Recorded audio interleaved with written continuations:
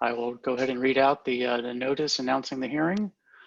Mayor and Council of the Town of Riverdale Park propose to increase real property taxes for the tax year beginning July 1, 2020. The estimated real property assessable base will increase by 6.2% from $710,717,537 to $754,747,690.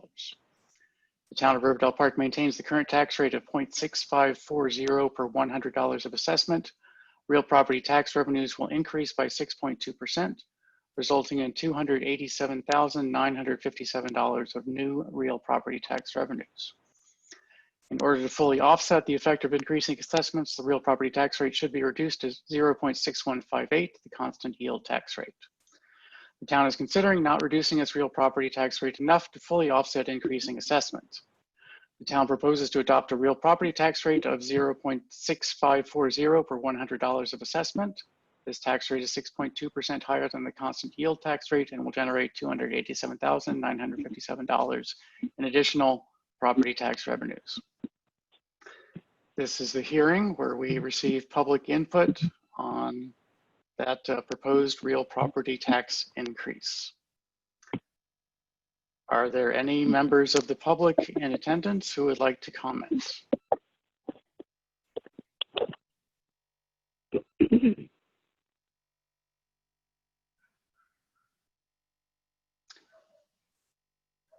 I see there are a few people here, and if you're trying to speak, you need to unmute first.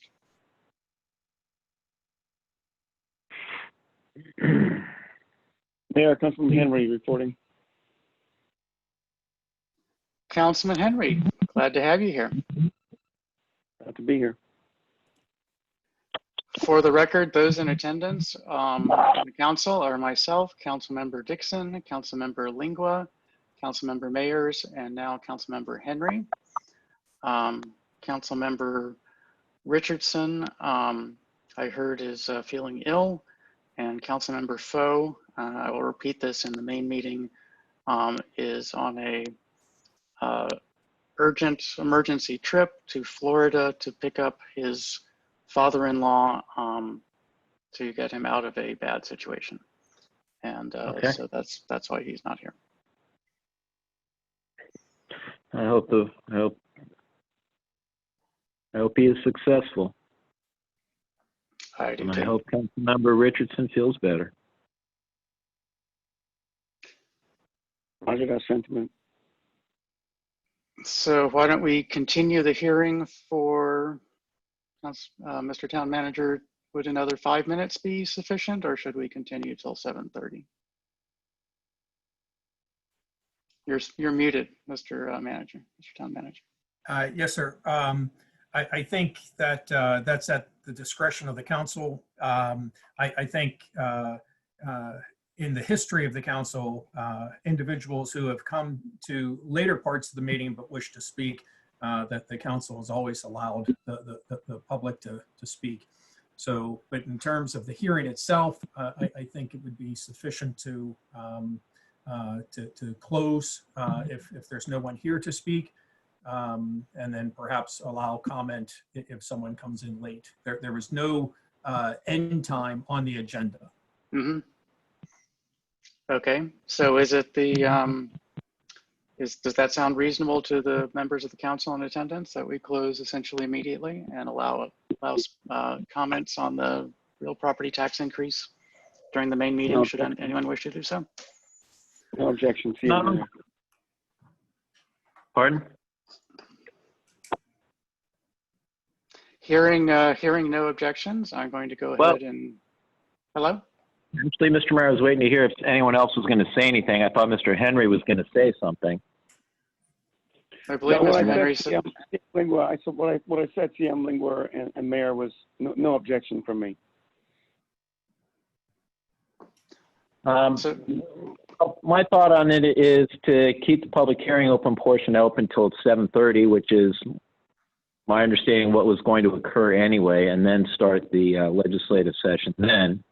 And during that time, if someone would like, who comes on and who would like to comment on the the constant yield, that they'd be allowed to. Okay. That's Councilmember my- Dixon, that's my- Councilmember Mayers, do you have opinions on this? Can you hear me? Yes. Yes. Okay. I do stay open till 7:30 in case someone comes joined. Okay, that's fine. I'm indifferent. Okay.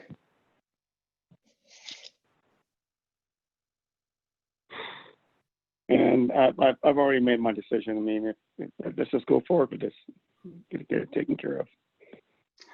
I'm hearing that that a slender majority at this time is in favor of extending the public hearing until 7:30.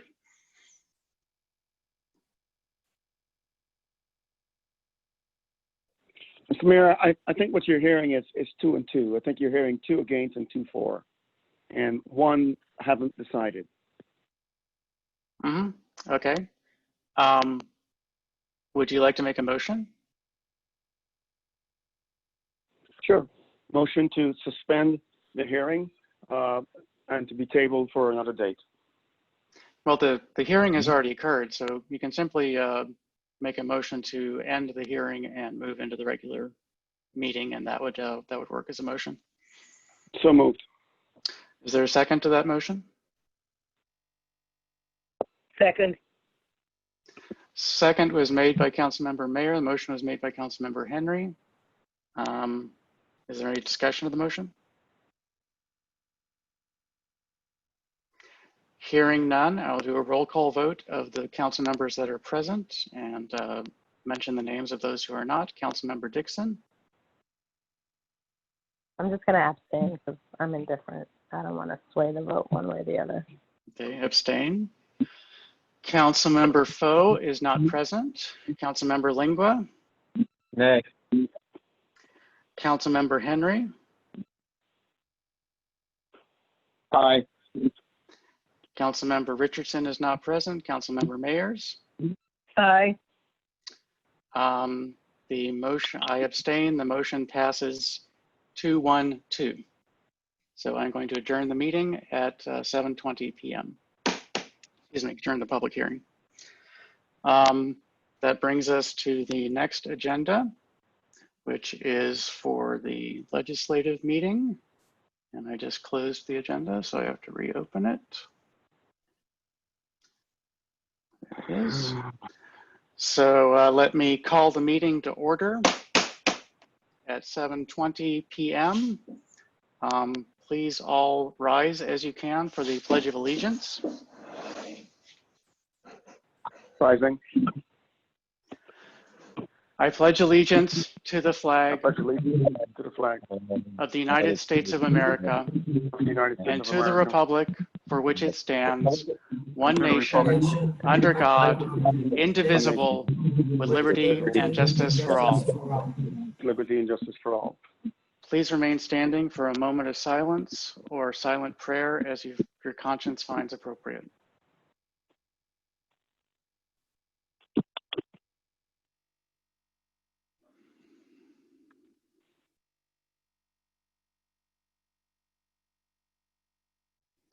Thank you. Please be seated. There's a lot to pray for right now. Absolutely. Indeed. Members of the council, you have an agenda before you. Are any changes required to this agenda?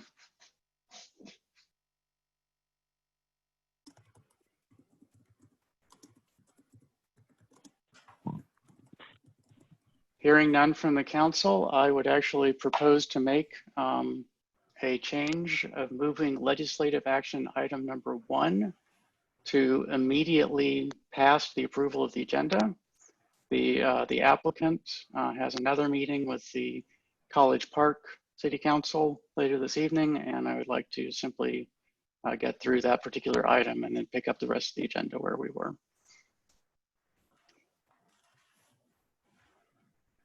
Is that acceptable to Is the? is that an amendment to the motion to approve the agenda?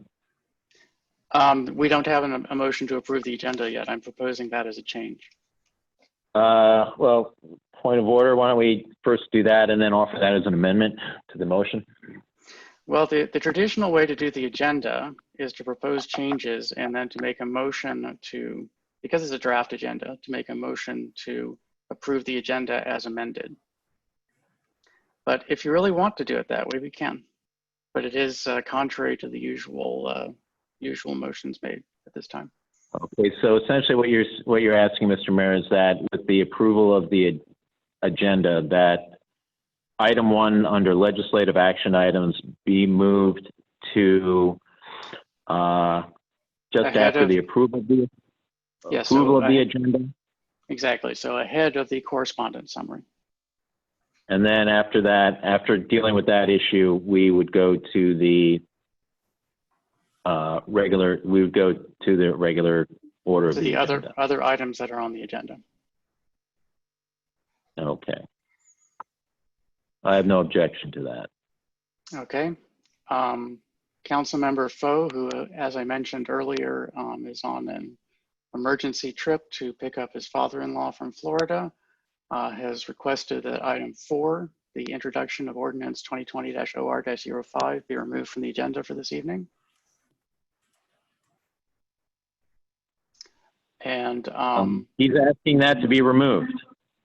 from this evening's agenda, we'll have a special legislative meeting in a week. I believe he'll introduce it at that time.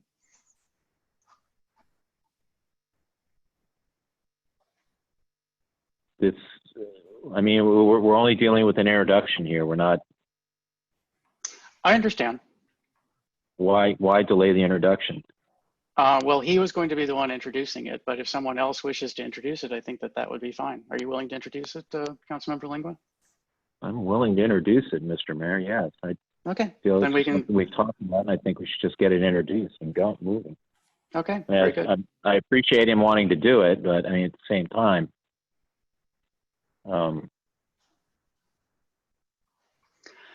And then the other item that I'd like to ask to be removed is legislative action item number 3, to approve the extension of contract with Bates Trucking.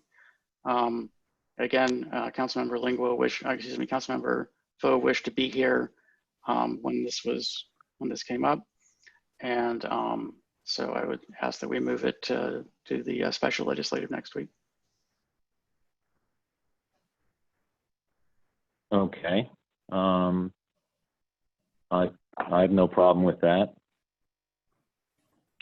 Neither do I. No objection on that motion. No objection on that suggestion. Okay, so we have 3 changes to the agenda as proposed. Are any others required? What's the third change, Mr. Mayor? Moving legislative action item number 1 to just pass correspondence. Excuse me, you're correct. We have 2 changes. So action item 1 to immediately before correspondence summary, and removal of action item 3. That will leave 2 legislative action items in the usual place on the agenda. Thank you, Councilmember. Actually, that would leave 3 legislative action items on the agenda. Yes, you're correct. Thank you, sir. Welcome. Oh, it would leave 2 in the normal place, because item 1 will be moved up to immediately after this. Correct. Total of 3, 1 of which we're dealing with right away, 2 of which we will deal with in the regular order. And I was trying to say that there would be 2 in the regular place on the agenda. Okay. Any other changes required? May I have a motion to approve the agenda as amended? So moved. Second. There's motion made by Councilmember Lingua, seconded by Councilmember Henry. Is there any discussion of the motion to approve the agenda? Are there any public comments? Any members of the public need to unmute before making a comment, or raise their hand if they know how to do that? Hearing none, I'll make a roll call vote on the approval of the agenda. Councilmember Dixon. Aye. Councilmember Foe is absent. Councilmember Lingua. Aye. Councilmember Henry. Aye. Councilmember Richardson is absent. Councilmember Mayers. Aye. I abstain. The motion passes 401. We have an agenda for this evening. Next item on the agenda is legislative action item number 1, a motion to send a letter to the planning board regarding the town's position on special permit application SP 190001 for the Macdonalds. And as I understand it, we have a presentation from the applicant, attorney Chris Hatcher.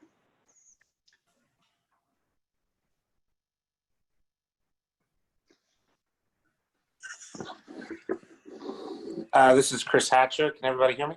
Yes. Good evening, Mr. Hatcher. Good evening. How you doing? It's been a while. Good, thank you, sir. Good to see you, or hear you at least. Absolutely. For the record, my name is Chris Hatcher with the law firm of Lurch, Early and Brewer, here on behalf of the applicant on special permit SP 190001.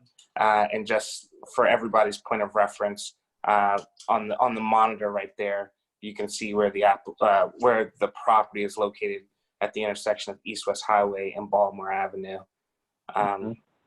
Next slide.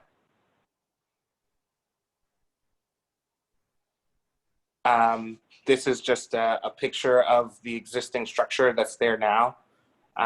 What the applicant is essentially proposing to do is to upgrade the overall facade, include an additional drive-through aisle, as well as improve some of the site sidewalks and circulation just to be more compliant with ADA.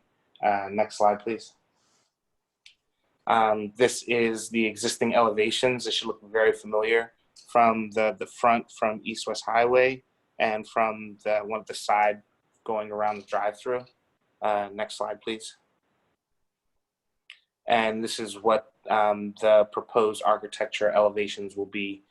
As you can see, it has somewhat of a more modern look.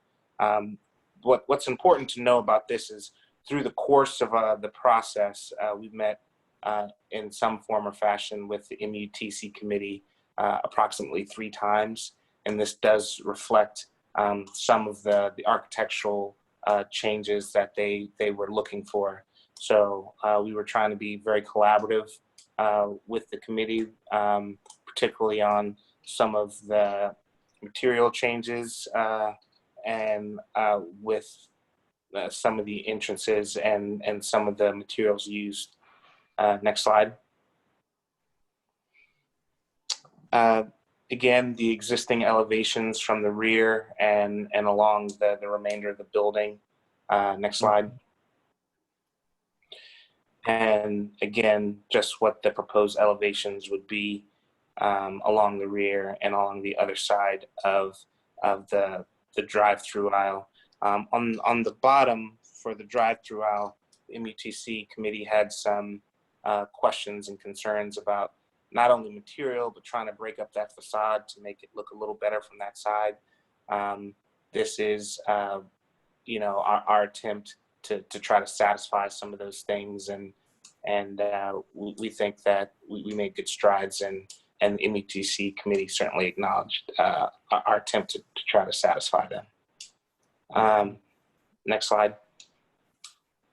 And this is a site circulation plan, which since we are double stacking some of the drive-through, there were questions not only from the county, but also the MUTC committee about how the site would function with the double stacking.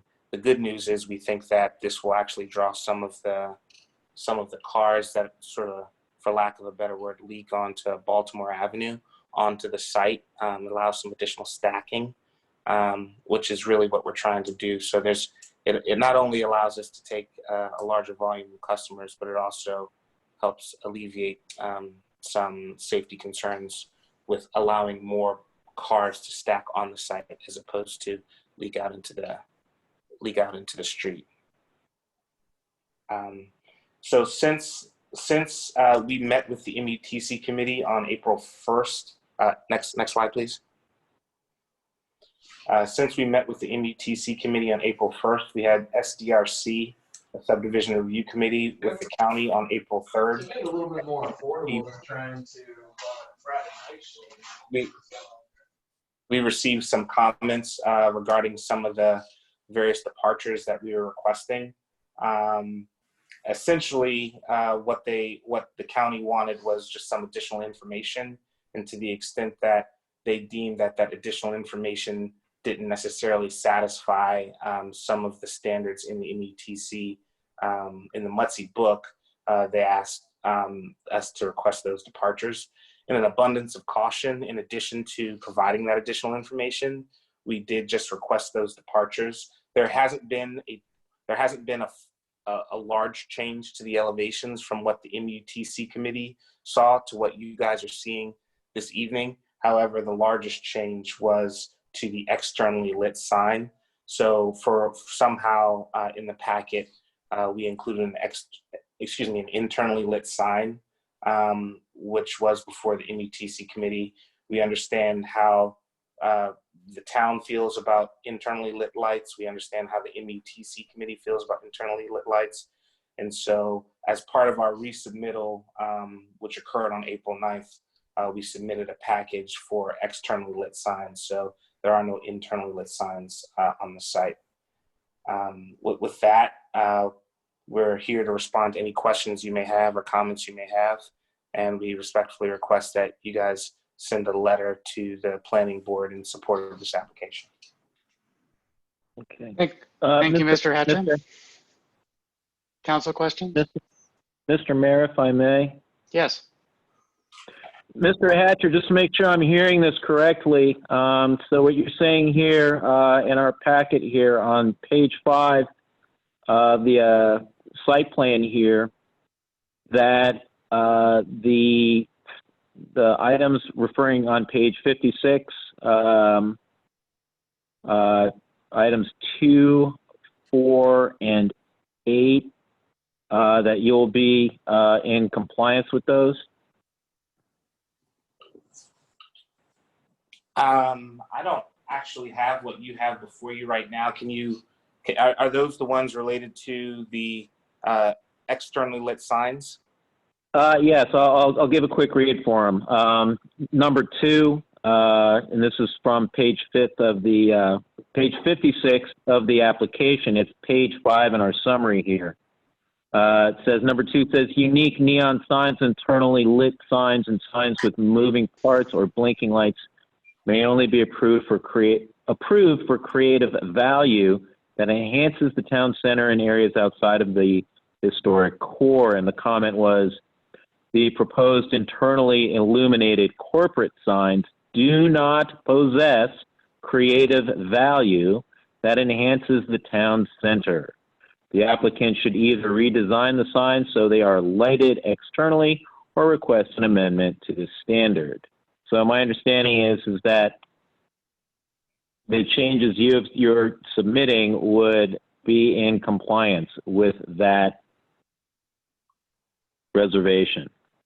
Yeah, I mean, putting aside whether we believe our branding is creative or not, I think that we will use externally lit signs we won't have internally lit signs. Well, I mean, Mr. Hatcher, there are many creative ways that you can light golden arches, so we're hoping you come through. Thank you very much. I mean, we want them to stand out, but, at the same time, we want them to make sure that they're in compliance in this area. Understood. For the MUTC. We understand that that's been a big issue for Wells Fargo and 7-Eleven, and when it was brought to our attention, my client made the decision to use externally lit signs. Okay, because being that there is a certain ubiquity to Wells Fargo and 7-Eleven and even Macdonalds, Mr. Hatcher, we hope that with the creativity you can incorporate here, no pun intended, in Riverdale Park, lets people know that yes, they are in Riverdale Park.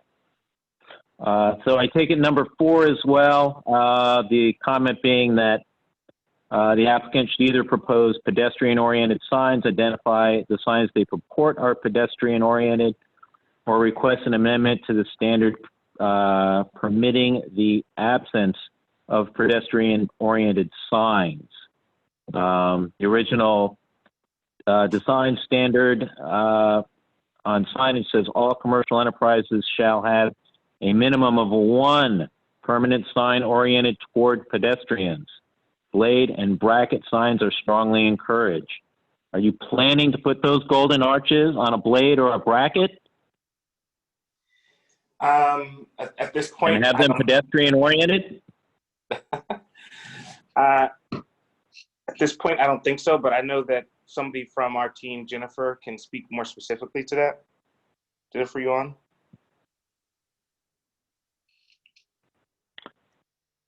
Not hearing her. You might have to fill in there, Mr. Hatcher. She is on the call, but she's muted at this time. Oh, Sorry, the button wasn't working for a second. Can you hear me now? Yes. yeah.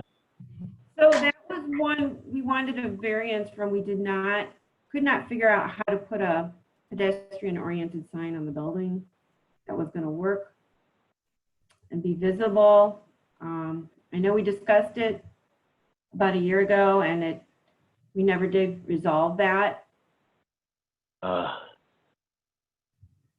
is a shame. That was, as I remember, discussed by the MUTC committee, and there was general agreement that it would be difficult to find a spot on the building as it exists to put such a sign. So, Mr. Mayor, what was the sentiment of the MUTC committee regarding compliance with that standard? The MUTC was advising this. So just so you know, the format of what we are dealing with tonight, or the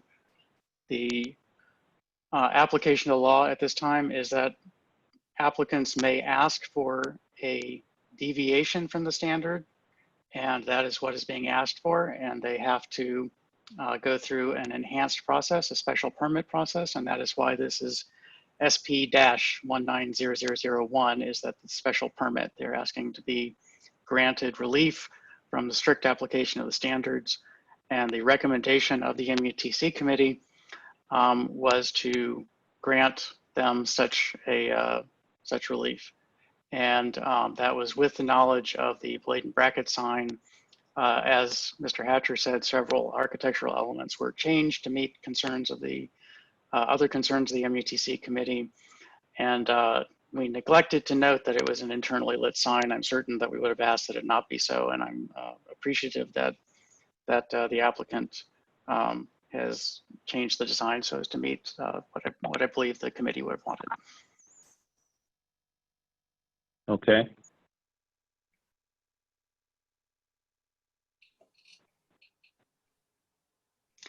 Councilmember Dixon, as a member of the MUTC, do you have any comments?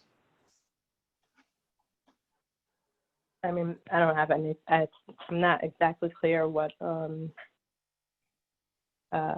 Lingwa's concern is. They aren't going to have it internally lit. So what? No, I was just asking for clarification on just to make sure I understand what Mr. Hatcher was saying on those items in our packet on page 5. The design standards 2, 4, and 8. I was just making sure I understood what they were remedying or what was not being remedied. I want to make sure I was clear on that and make sure I was hearing correctly. So items That's all. 2 and 8 are now in compliance, and Okay. the other item 4, is not in compliance, and they're requesting that they be allowed to not meet that standard. And that is the council's decision this evening as to whether to support that or not. Okay. So I support it, if that's the question then. So you're okay if they don't have pedestrian signage? Where exactly do you want the pedestrian signage? I'm asking the you know, as you and Mayor Thompson are members of the MUDC committee, am I to take it the understanding is that the consensus of the MUDC Design Committee is to allow for the variance for item 4? Yes, that is correct. Okay, Yeah. that's what I'm asking. Thank you. So, Mr. Hatcher, the form of the letter to the planning board would be a letter expressing the support of the town for approval of special permit 190001. Is that correct? Yeah, 190001. I think there are 3 zeros there. I tried to say 3, but I may have been chopped out by the vagaries of online meeting. 3 zeros.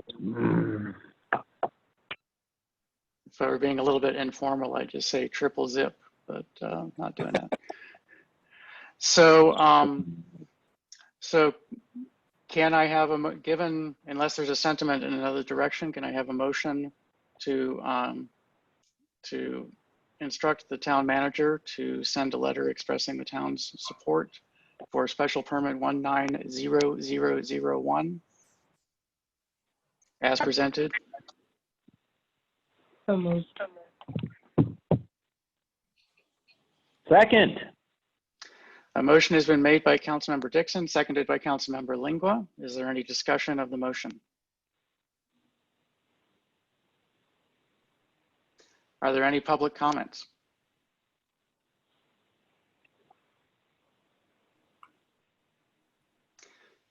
Hearing none and having hopefully given people enough time to find the unmute button, I'm going to call for a vote, do a roll call vote as before. Councilmember Dixon? Aye. Councilmember Foe is absent. Councilmember Lingua? Aye. Councilmember Henry? Mr. Mayor, I abstain. Thank you. Councilmember Richardson is absent. Councilmember Mayers? Aye. I abstain. The motion passes 3-0-2. Is that correct? Yes. Counting. That is correct. Thank you all very much. And thank you more specifically for being flexible with your agenda. I really do appreciate it. Good luck with Happy College to Park, oblige. Mr. Hatcher. Thank you all. Bye-bye. Good evening.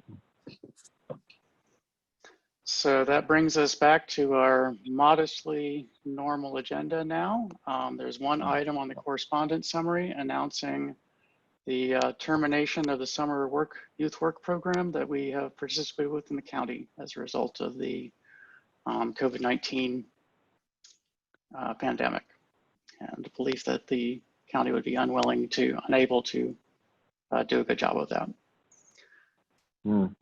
So any more discussion of the correspondence summary? Okay. Hearing none, I'm going to move on to the mayor's report. As was true last week, I'm going to focus my report almost exclusively on the COVID-19 pandemic.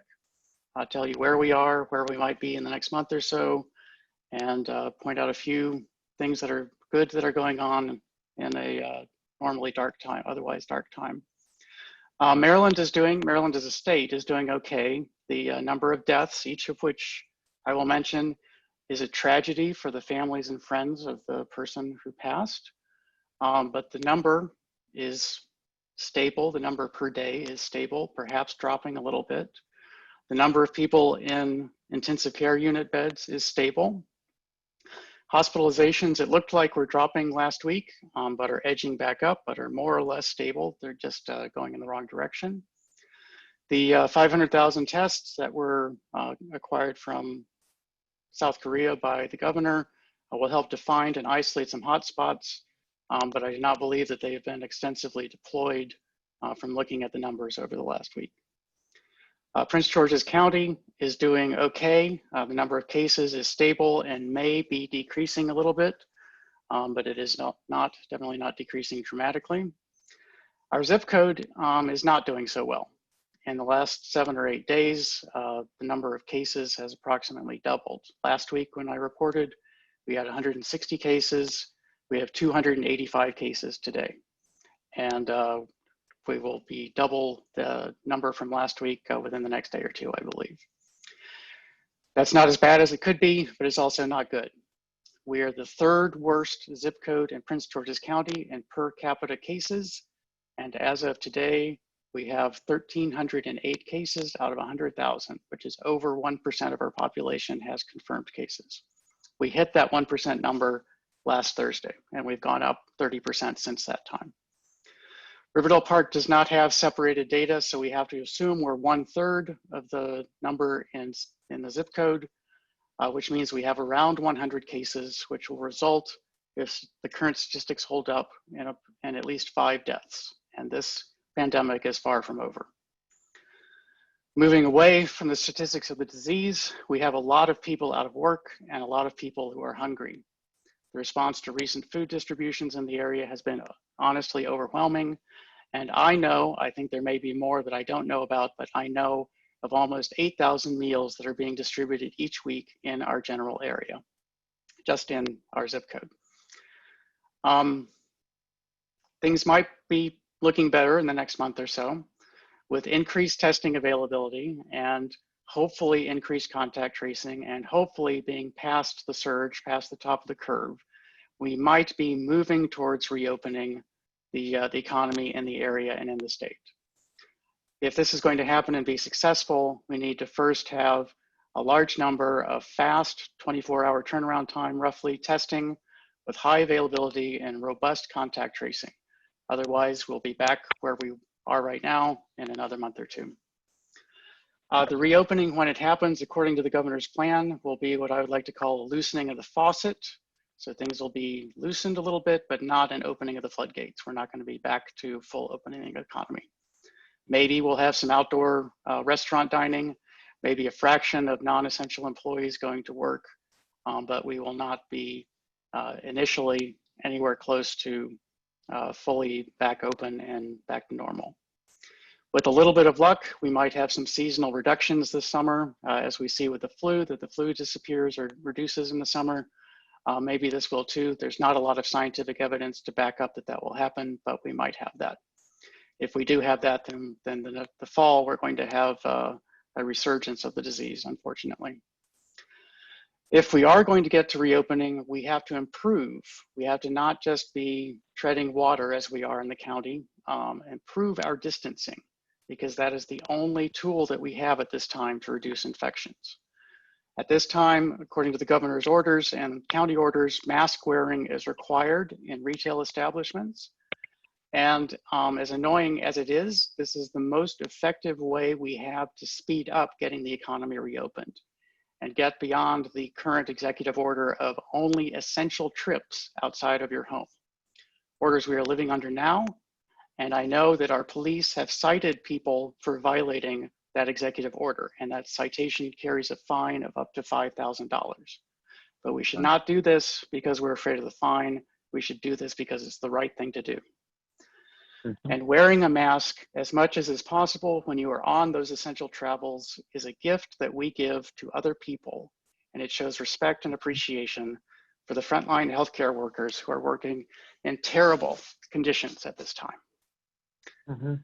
Looking further ahead, effective antiviral treatments are still months out. We've seen some promising research come out in the last week that maybe that'll be sooner, but it's still months out. And last week I reported that the vaccine is still most likely more than a year out. That's true. There has been some information that came out again in the last week or so that the effectiveness of that vaccine is likely to be higher than was known last week. So that's good news to hear. So in the midst of this situation, of this terrible situation, I do want to point out that there are good things going on, and I'm seeing good things happening. One of the things I'm seeing is that people are doing pretty well in maintaining physical distance from non-household members. There's still room to improve. I feel like people are starting to get weary of this a little bit, but I'm still seeing very good compliance, and I hope to see it improve. I hope to see people regain some energy. We are pulling together as a community, and there are an enormous number of caring and devoted people who I have met and am working with. I'm working with the Blueprint Philanthropies to provide a weekly briefing to elected officials, to mayors around the country and around the world, called the Coronavirus Local Response Initiative. I spend a few hours with these people on Thursday afternoons, learn about the medical and economic status of the crisis. I learn how to break down the problems that we are facing and other municipalities are facing into manageable pieces, how to communicate with staff and constituents, and it has really guided my own response to this crisis. I'm very appreciative of that. I'm working with many organizations that are devoted to food security right now. With the economic disruption, there are a lot of people who are hungry, as I said earlier. The Prince George's County Food Equity Council, the Central Kenilworth Area Revitalization, running the Greater Riverdale Cares program, is seeking to raise money to buy restaurant meals to give to people who need food. Riverdale Park Station last week pledged $2,500 to that effort, and over $35,000 total has been raised in that effort so far. Other food security organizations, Brighter Bites, the Christian Life Center, Reverend Sly from Christian Life Center is very devoted to this, and the Kaiser Family Foundation are all heavily involved. I've seen a mobilized and energized government. The county departments, the county executive, our county council representative Glaros, the county council at-large members who I've been dealing with, are all very focused on addressing this crisis. I receive weekly briefings for municipal leaders from the county executive. Those are on Monday nights, the reason we're having these meetings on Tuesday now, and they're very informative and very helpful. The county is looking at immediate needs, at food and at rent, and at long-term needs, at mortgage relief, at rent relief, at how to help people isolate who need to isolate but don't have living circumstances that allow that very easily. They're planning for the surge of medical need. We are heavily subscribed, the medical services are heavily subscribed, but they're planning for that. They're talented, they're motivated, and they're available to answer questions and try to find people resources when they're needed. Our state delegation is very good at providing information and helping to find resources and stay involved and make sure that any conflicts between the state and the county are resolved quickly, that the resources are getting where they need to be. The state executive branch, Governor Hogan and his agencies, as I mentioned earlier, they did an amazing acquisition of 500,000 tests approved by the FDA for use yesterday. I expect to see those going out and improving the number of tests very soon. Governor Hogan has shown strong leadership in following scientific advice to generate his executive orders to attack this pandemic. And his staff is incredibly responsive to questions about programs and the executive orders to help our residents and businesses understand what they should be doing. And last, but definitely not least, are you members of the town council and members of the town staff who are working so hard to meet the needs of our residents and businesses. You're trying out new ideas, you're thinking outside of the box, you're trying to make this work for everybody. And last but not least, are individuals in the community. I have a neighbor who's out on her porch ringing a bell to thank the first responders and the medical frontline workers at 7 p.m. every night. She called me at 20 seconds of 7 to remind me tonight that I should be doing it, but of course I had this meeting and so had to get off quickly. There are 2 EMS techs at the Riverdale Volunteer Fire Department who I heard from Steve Lamphere are devoting their lives to keeping the ambulance service running no matter what. They are there, they are volunteering many, many hours and they're making it happen. And then there are just regular residents in the town who are calling me, who are writing me on email, who are contacting me on social media to report concerns, report issues, try to get things solved, to try to help flatten the curve and make things work. Because of what I see, I have faith that we as a community will emerge from this crisis with scars. I will not soften it, but intact, and in certain ways, and eventually stronger. We're going to do this by working together. We'll do this by making personal and financial sacrifices, by staying home as much as we possibly can, by wearing a mask when we can't, by staying 6 feet away from others, even while wearing the mask. We'll do this by hearing and applying the guidance of the epidemiologists and immunologists who spent their lives studying and preparing for events like this. And we'll do it together because that's the only way we can do it. This concludes my report. Thank you.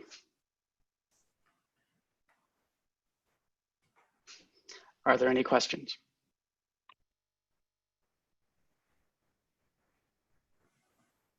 Not so much a question, Mr. Mayor, but a comment, if I may. Yes.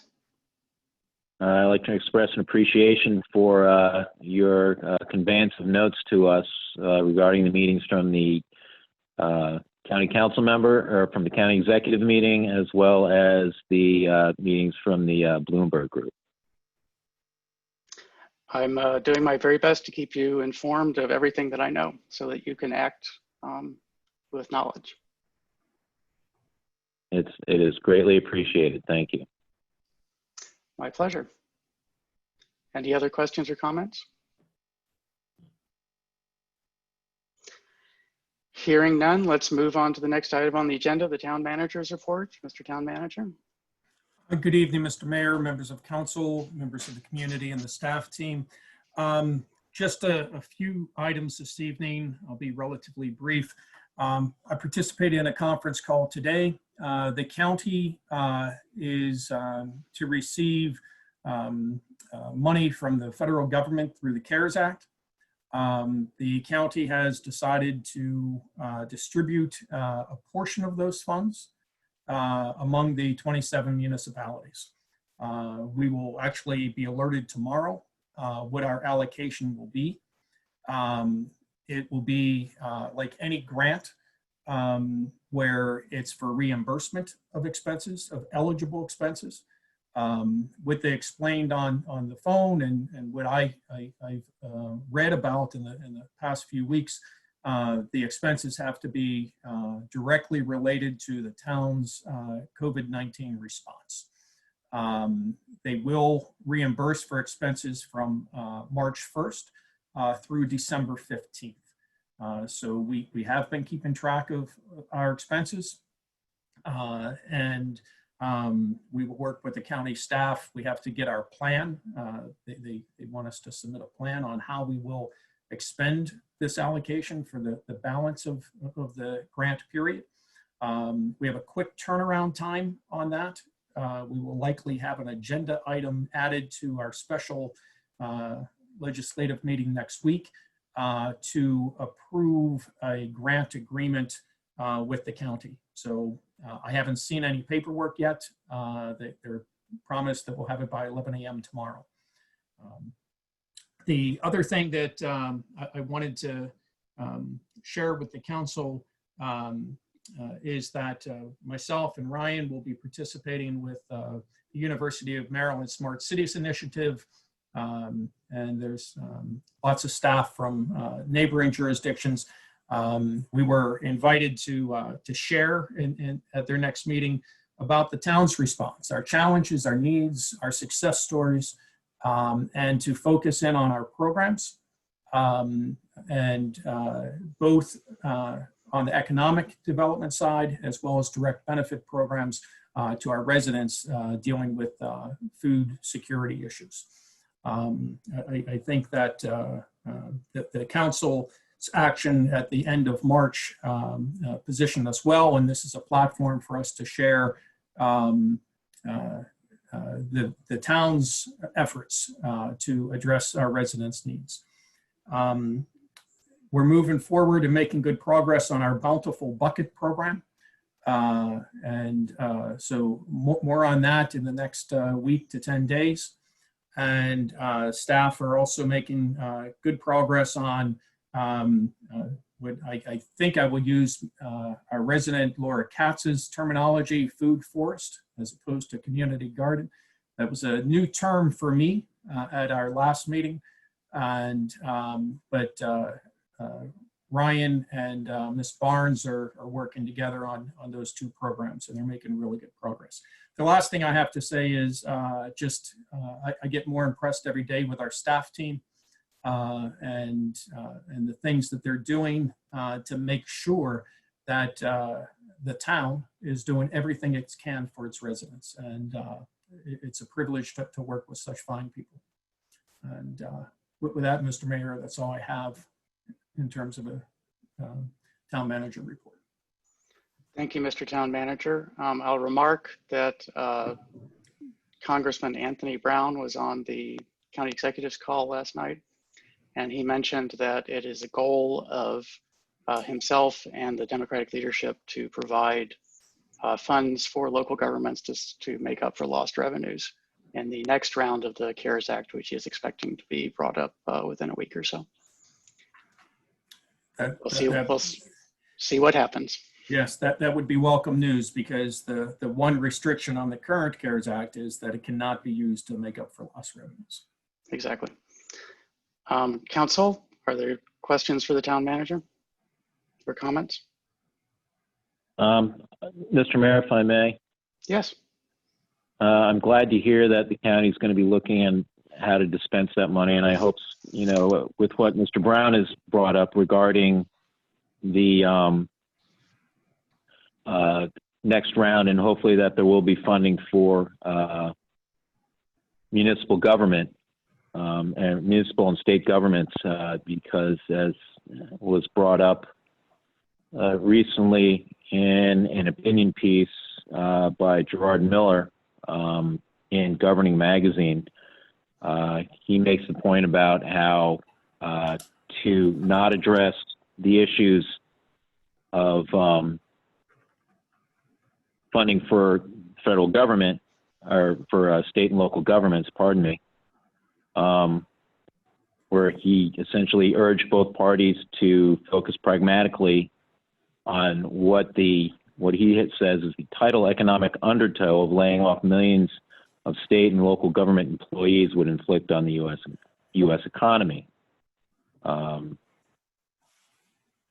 And I think that is something that is important, and I think in any way that we can advocate for that through us individually as a town or through PGCMA with other federal representatives, I would think that would be prudent to do.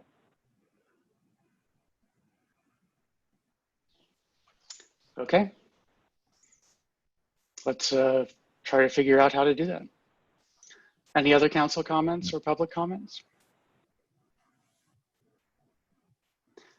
Hearing none, let's move on to the monthly finance report.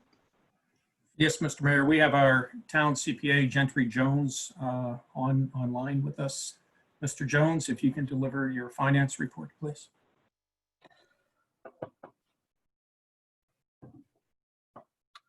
Good evening, Mayor and Council. I will be presenting the April finance reports.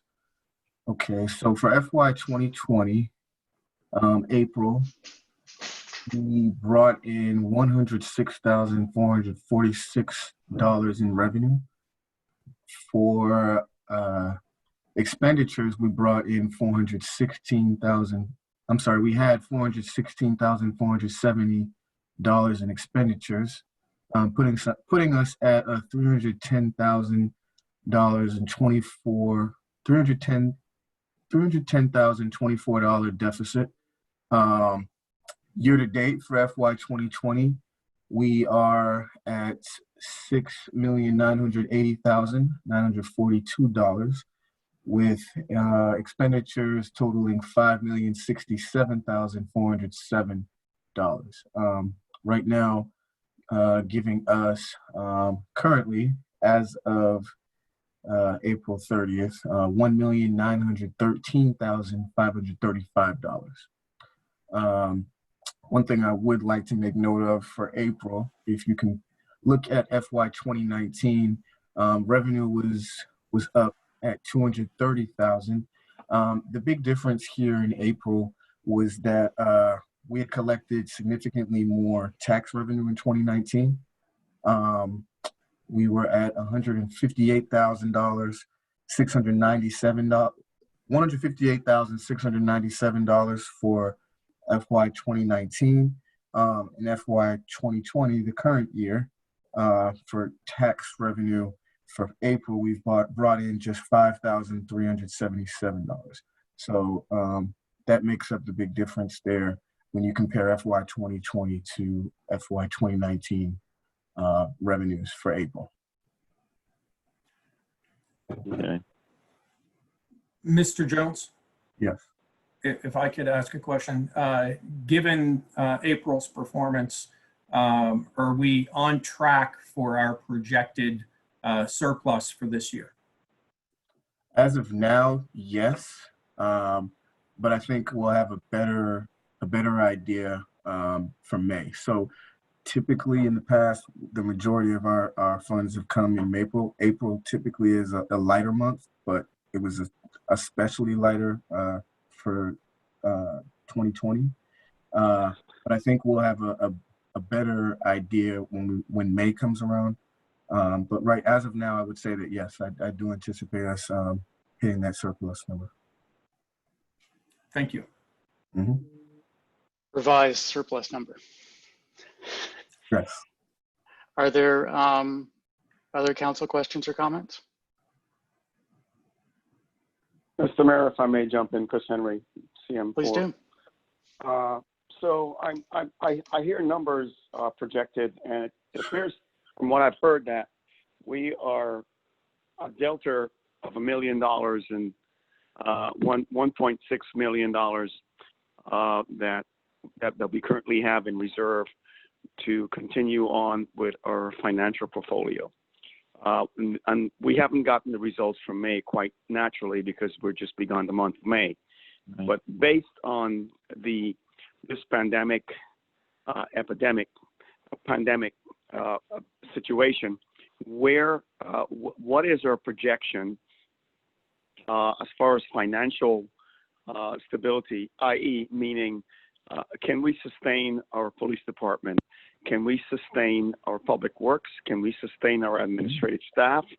Can we sustain our tier one staff in these type of economical crises that we currently have?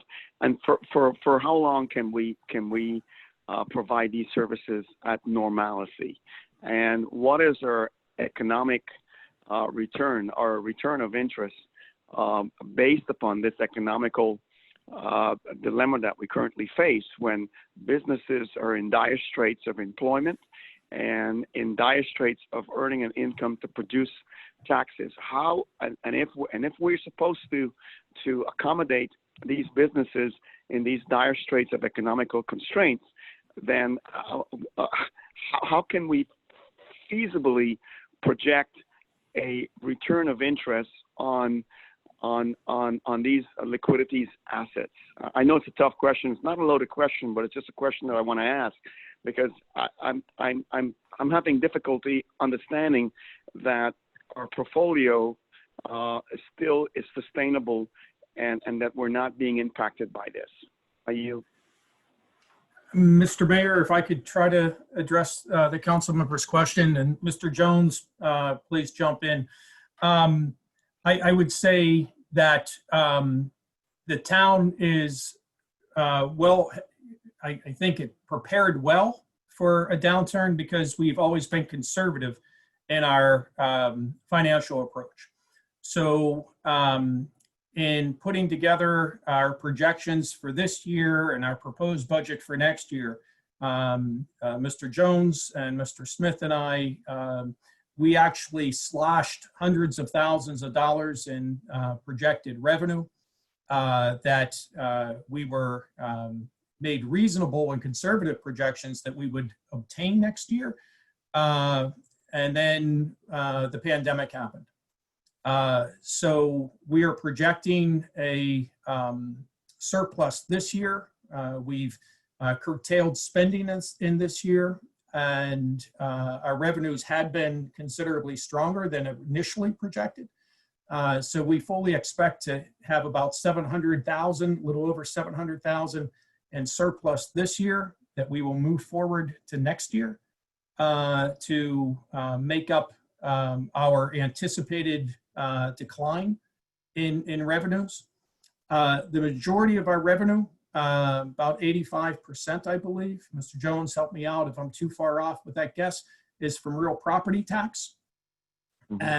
And we haven't seen, and we don't know at this point, what impact the pandemic will have on our tax base overall.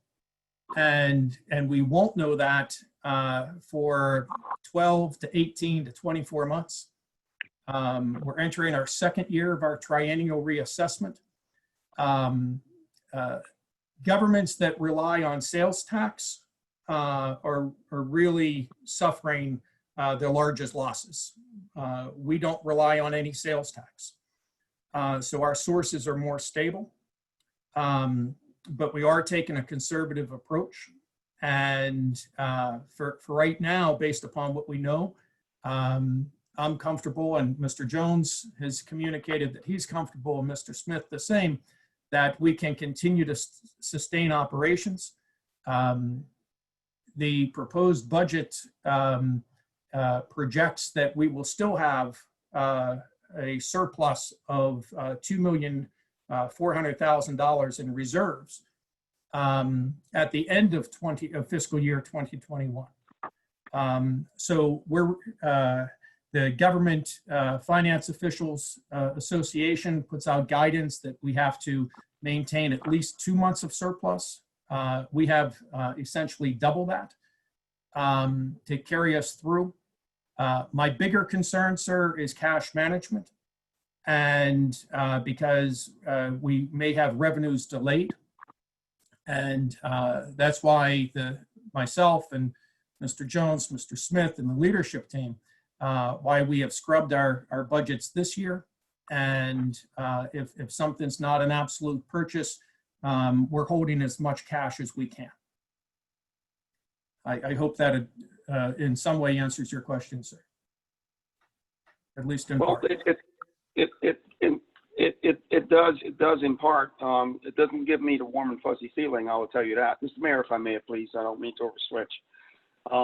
But I would say that I am concerned about the ongoing employment with our town because we have families that depend upon the income in our town, and primarily, that is my first concern. I'm concerned also about the well-being and the health of my town, as far as sustaining services, keeping the lights on, if you will, in our town, and ensuring that essential requirements are required to do daily activities, i.e., pick the trash up, maintain the aesthetics of our town and the beautification of our town, while maintaining the safety of our town. Those are things that are also overarching as a concern for me. And I want to make sure that our posture is positioned and aligned to ensure that those capabilities and sustainments are outreaching. And I hear you, Mr. Town Manager. I hear you that you projected for the next 12 months. But I want to hear you clearly that we are positioned and aligned in these difficult times to sustain capabilities for 12 months and beyond. That's what I'm looking for. And yes, sir. I don't have a crystal ball, but based upon, I think, a prudent examination of our revenue streams, we are sustainable. If revenues are significantly delayed, the town has reserves that we can use for cash management. But the budget that we've put together doesn't rely on those reserves to pay our bills. So I think we can continue to keep the lights on. We're not looking at cutting any services or cutting any staff at this point. We have delayed in the proposed budget structural changes that would add additional cost. And cash management, again, is going to be vitally important as we navigate through this. The real impact, though, we're not going to know for a year or more. And so I think based upon what we know today, I think we're okay. Because we've made substantial cuts to our projected revenue. Hundreds of thousands of dollars that we cut from our initial projections. And so I think that's positioned us well. We're not anticipating the revenue that we had been anticipating.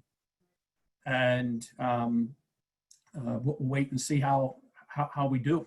And we will be monitoring, and I fully expect that we're going to be talking about town finances all summer long and all fall. Where are we? What does the new data show? And Clearly, I get it, and I don't mean to cut you off, TM, but are we looking for other resources such as state or federal funding to aid us in the event? Let's not wait until we're there. If we get there, well, let's be proactive in our actions in projecting that there is a possibility that we could get there. Are we being provided any type of state or federal funding in this dilemma? Not currently for revenue, for declining revenues. The mayor had mentioned a short time ago that there's a second CARES Act that's, or round two on the federal level that the federal government is considering providing funding for local governments to make up for lost revenue. But currently that doesn't exist. We will be finding out tomorrow about a revenue stream to help offset the cost, the increased cost that we have for programs, initiatives, capital expenditures that we are making, supplies, PPEs, things of that nature that are directly related to COVID-19. So we'll find out more tomorrow at 11. In terms of seeking out revenue sources, sir, we do that as a matter of routine. So if there's a grant available, we're applying for it. And we will continue to do that. So I think the staff team is aggressive in seeking out other funds and other ways to do things. Perhaps we can do things through technology and save cost or whatever the case may be. But the staff team does a really top job on trying to navigate these situations. And I feel comfortable with the team's efforts. All right, Mr. Mayor, thank you for allowing me to hear my questions. TM, thank you for your response. That's all I have. Thank you, sir.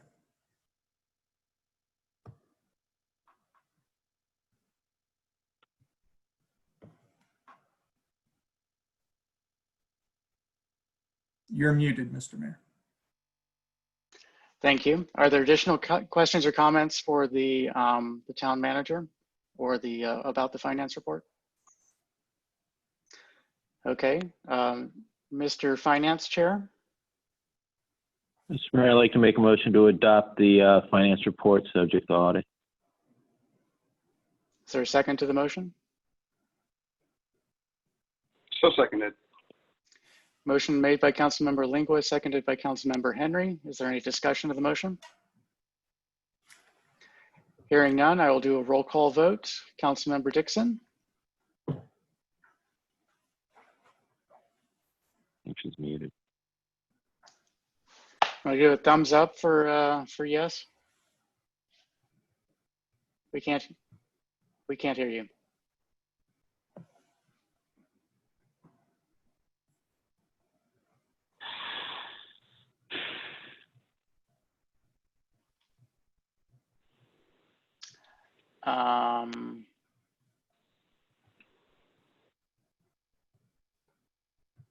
Can anyone figure out what she's trying to say? No, I would just continue on with the call, and then you make a decision at the end of the call. She has a thumbs up. Got a thumbs up. Okay, very good. I will take that as an aye. Councilmember Foe is not present, as previously stated. Councilmember Lingua. Aye. Councilmember Henry. Aye. Councilmember Richardson is not present. Councilmember Mayers. Aye. I abstain. The motion passes 4-0-1. Next item on the agenda is a fire department report. I've been in regular communication with Mr. Lamphere, and things are going okay there. I don't believe he submitted a formal report because they're very busy. But from what I hear, they are doing okay finding PPE. They are staying staffed and things are going okay. If there are any questions about that, I might be able to answer them, but probably can't. So let's move on to council, committee, and ward reports.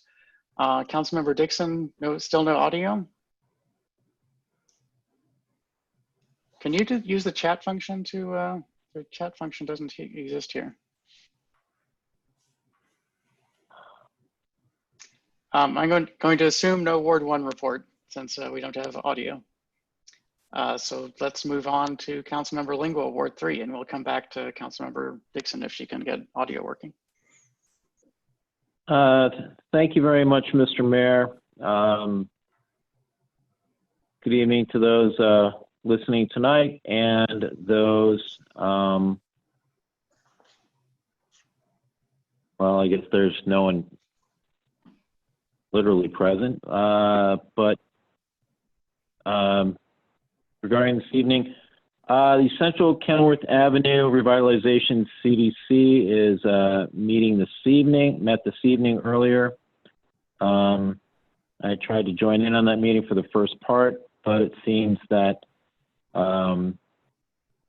that the meeting was starting later than the originally scheduled 6:40 or the 6:30 time. They did meet this evening. I had asked them that if there's anything of great import that the town needs to provide input on, that for them to get in touch with me. And with that, I will conclude my report. Thank you, Councilmember Lingua. Councilmember Henry, do you have a board report? I do, Mr. Mayor. I just have a couple comments here to make, and I'm getting feedback. So, yeah, I'm getting feedback. If members have your microphone on, I would ask that you turn it off because I'm getting feedback from mine. Anywho, I want to thank first and foremost our first responders. I want to thank our police that are out there, responding and coming to work every day, fearlessly serving our community. I thank them so much. Okay, my hearts and my love go out to them because I know that it's not easy coming to work under these severe, intense times. I've been there more times than over, and I totally understand. And you have my utmost regard and respect for what you do for our community. And that goes along the lines for our dispatchers that come to work and sit there and be apart from their families and dedicate their lives and their dedication to serving this town.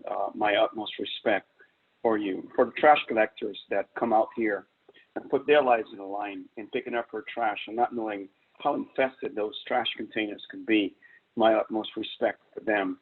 So I have nothing but the highest regard for respects and for the first responders that serve us within our town, in our communities, in our cities, in our villages, in our world. Much respect for them. I thank our administrative staff for coming out and providing us with services and information that's relevant so that we could meet tonight and have this type of discussion and go forward and move our town forward in this discussion so that we continue to keep our eyes on the ball and our feet on the track so that we continue to move forward in this discussion and move our town forward within these trying times. Mr. Mayor, I tell you that these are not easy times for us, and I really and truly thank you for your support. I thank you for expanding on what we have done and what we continue to do in our town. It's important that the message gets out and how we can provide information for our community. I wish that it was more of a $5,000 fine for people who get pulled over for not complying with what the governor has, choose to elect for us to keep each of us safe in our town. It's very important for us to comply within this time. It's not easy, but it is important for us to comply. I can't say enough about the support that I get from my community. I will tell you that I've been out looking for my community individually here, and the most difficult time that I'm having is finding toilet paper. It's just ridiculous. I go to the stores and there's no toilet paper, and I want to ask that if we have a source for toilet paper, and and you can provide it for me, please do, because my community needs toilet paper. We need water. We need oatmeal. We need white rubbing alcohol. We need gloves. We need masks in our community. We are a community that are senior bound, and I'm concerned about my seniors. And when I go out early in the morning, I go out shopping for my seniors, and I'm looking for support to help my seniors in this community because I'm concerned about them. So I ask for your support in that regard. And again, I thank everyone for their support. I thank everyone for their kindness and what they've shown us in this community. And if anything comes out with this pandemic, I hope that it brings our nation and our community closer together. Mr. Mayor, that's all I have to report. I yield the rest. Thank you, Councilman Henry. Councilmember Richardson is not present, as previously noted. Councilmember Mayers, do you have a ward report? No, Mayor, I don't have a ward report at this time. Thank you very much. That brings us to the public comment section. Are there any public comments? I see there's at least one member of the public in attendance. 5, 4, 3, 2, 1. Okay, let's move on to the consent agenda. Mr. Mayor, if you could just circle back now that I have a work. Thank you. Thank you, Councilmember. Yes, would you like to present a ward report, Ward 1? It's brief. I think that your report covered most of the information that I have, most of it thanks to you. But I'm going to raise it as new business, but I also just wanted to mention it here. I think almost all of the council members have mentioned the struggles that some of the members of our community are facing, and I just want to echo that sentiment. And I was recently contacted by an organization who requested me to get council support in writing a letter to landlords throughout our town, encouraging them to alleviate some of the stressors that some of our residents have currently in trying to pay their rent. But I'll bring it up again, like I said, at the end of new business, but I just wanted to add that to the concerns that are facing some of our residents, and that's, hang on one second, their inability to pay their rent. So we could just keep that in mind on top of the lack of, sorry, 1 second, I have a 5-year-old trying to play with Legos. If we could just also just add that to our list of concerns, I would appreciate that. Of course. Thank you. Does that conclude your reports? Yes, sorry. Okay, I apologize for not circling back to you. So we're at the consent agenda now.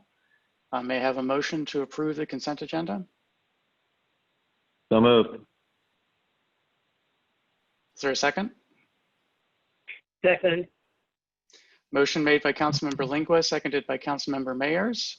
All those in favor, I will do a roll call vote. Councilmember Dixon? Aye. Councilmember Foe is absent. Councilmember Lingua? Aye. Councilmember Henry? Aye. Councilmember Richardson is absent. Councilmember Mayers? Aye. I abstain. The motion passes 4-0-1. We already addressed legislative action item number 1. Item number 2 is a motion to authorize the town manager to enter an agreement with AKJ Inc. for Municipal Center Project roof replacement. Good evening, Staff report? everyone. Yes, there is, Mayor.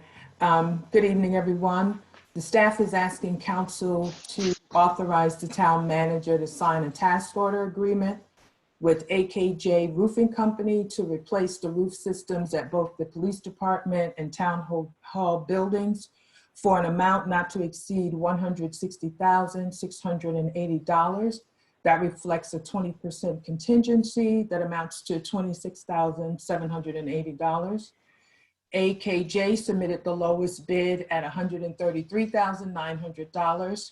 Raintree Services submitted the second bid for $258,200.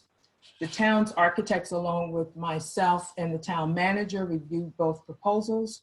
The architects determined that AKJ's bid was in line with square footage cost of projects they recently worked on and in line with RS Means construction cost guide, the guide for calculating costs for construction projects that take into account square footage, labor, and material costs. You have a copy of the task order agreement and AKJ proposal in your packet. We expect the project to start within 10 days of the notice to proceed and be completed approximately 3 weeks later or by June 5th, weather permitting. With the signing of the agreement, the town meets its spending obligations for state bond funds issued in 2013. And with that, I'll take questions. Thank you. Thank you. Are there council questions for Ms. Lewis, Director Lewis? I take it this will all be finished within this fiscal year. Oh, absolutely. We're hoping by June 5th. It's certainly Okay. before the end of the fiscal year, definitely. Okay. With your approval.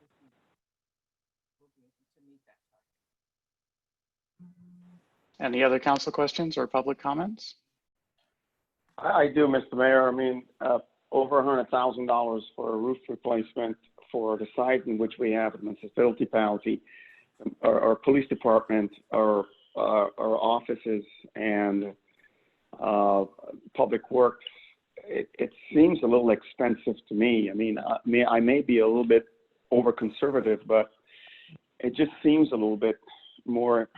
It seems a little expensive to me, and I have to ask if we have gotten bids from more than one competitor in this process.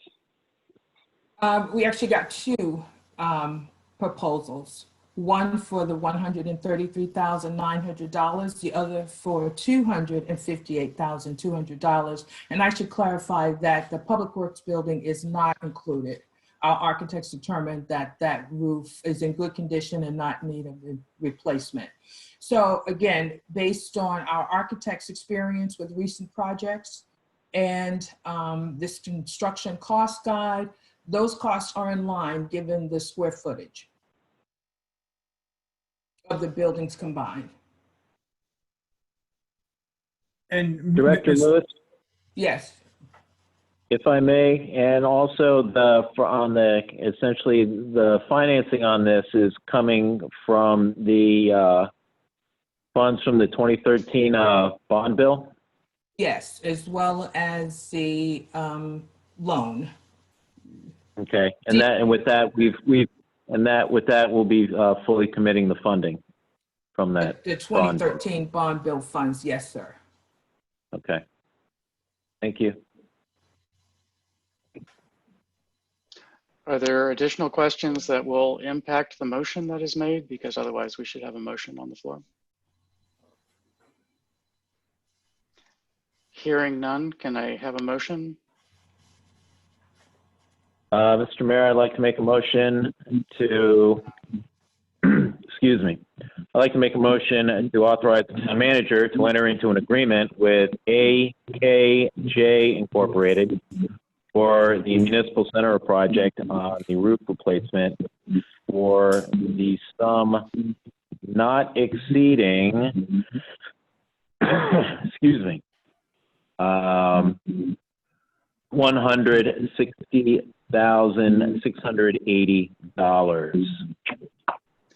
Thank you, Councilmember Lingua. Is there a second to the motion? Second. Motion has been made by Councilmember Lingua, seconded by Councilmember Dixon. Is there further discussion of this motion?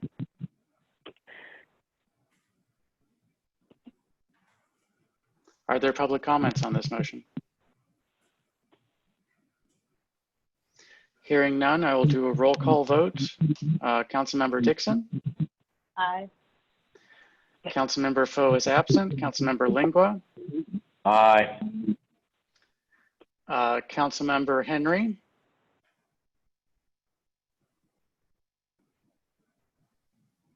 Councilmember Henry. He's rejoining at the moment.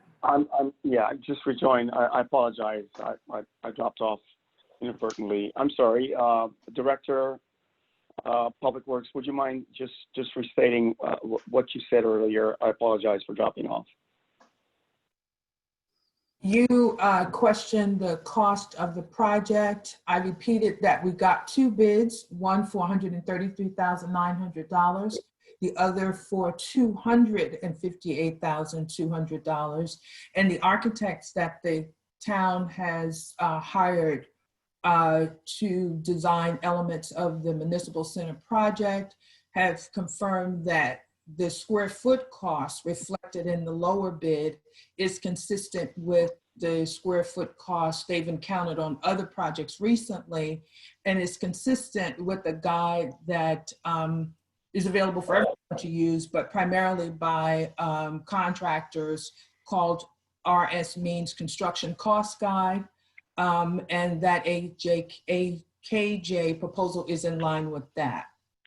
So our second proposal is over $100,000 more than the lowest bid. And for the square foot totals between the 2 buildings, that cost is considered reasonable.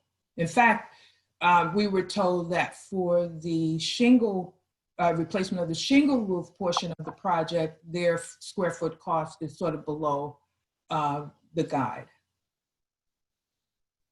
Okay, great. And I thank you, Director Ivy, for providing that information. Do we have any type of insurance coverages that would allow us to reduce the cost in this procurement? I'm not familiar with that opportunity, sir. Okay, is there a possibility that we could take a look at that avenue? I will tell you, and the only reason I'm questioning this, I'm not questioning your ability to do research and finding, but what I'm questioning is the vendors and these contractor companies exploiting us for a price that is beyond what market value is. Please understand that. So what I'm asking is that we look at the situation from an insurance policy, because I'm quite sure the town has insurance to cover wear and tear for, damages, wind damages, hailstorm damages, for roof coverage, that we can perhaps reduce the cost to replace our roof. And in addition to that, are these contracting companies charging us to replace the plyboard that will be underneath these roofing, the shingles, when they replace our roofs going forward? And also, what is the life term expectancy for these roof replacement? Is it 20 years, 30 years? And what is the quality of the roofing shingles going forward? Just asking the question. Thanks. Just starting with your last question, I think the life expectancy is 25 years. I should mention that these 2 companies are under contract with the University of Maryland, and we are riding that contract, and the university has established a unit cost for different elements of a project like this. And so we think we're getting the best price for this project. I don't know if the normal wear and tear of our roofs, and I think they've been in place for 25, 30 years. In fact, AKJ did the gutter system, the custom gutter system that's on both buildings 30 years ago. So I don't know if the normal wear and tear would qualify for any insurance coverage. We can't claim that there was damage to our roofs resulting in the condition that they're in. They're simply old and need to be replaced. And there is an allowance built in to the price if the contractor encounters damage below the existing roofing material. So that contingency is built in terms of Okay, that's fair. if they Yeah, find damage. Mhm. That's a fair answer. Do we have? Are we showing any signs of leaking from our roofs?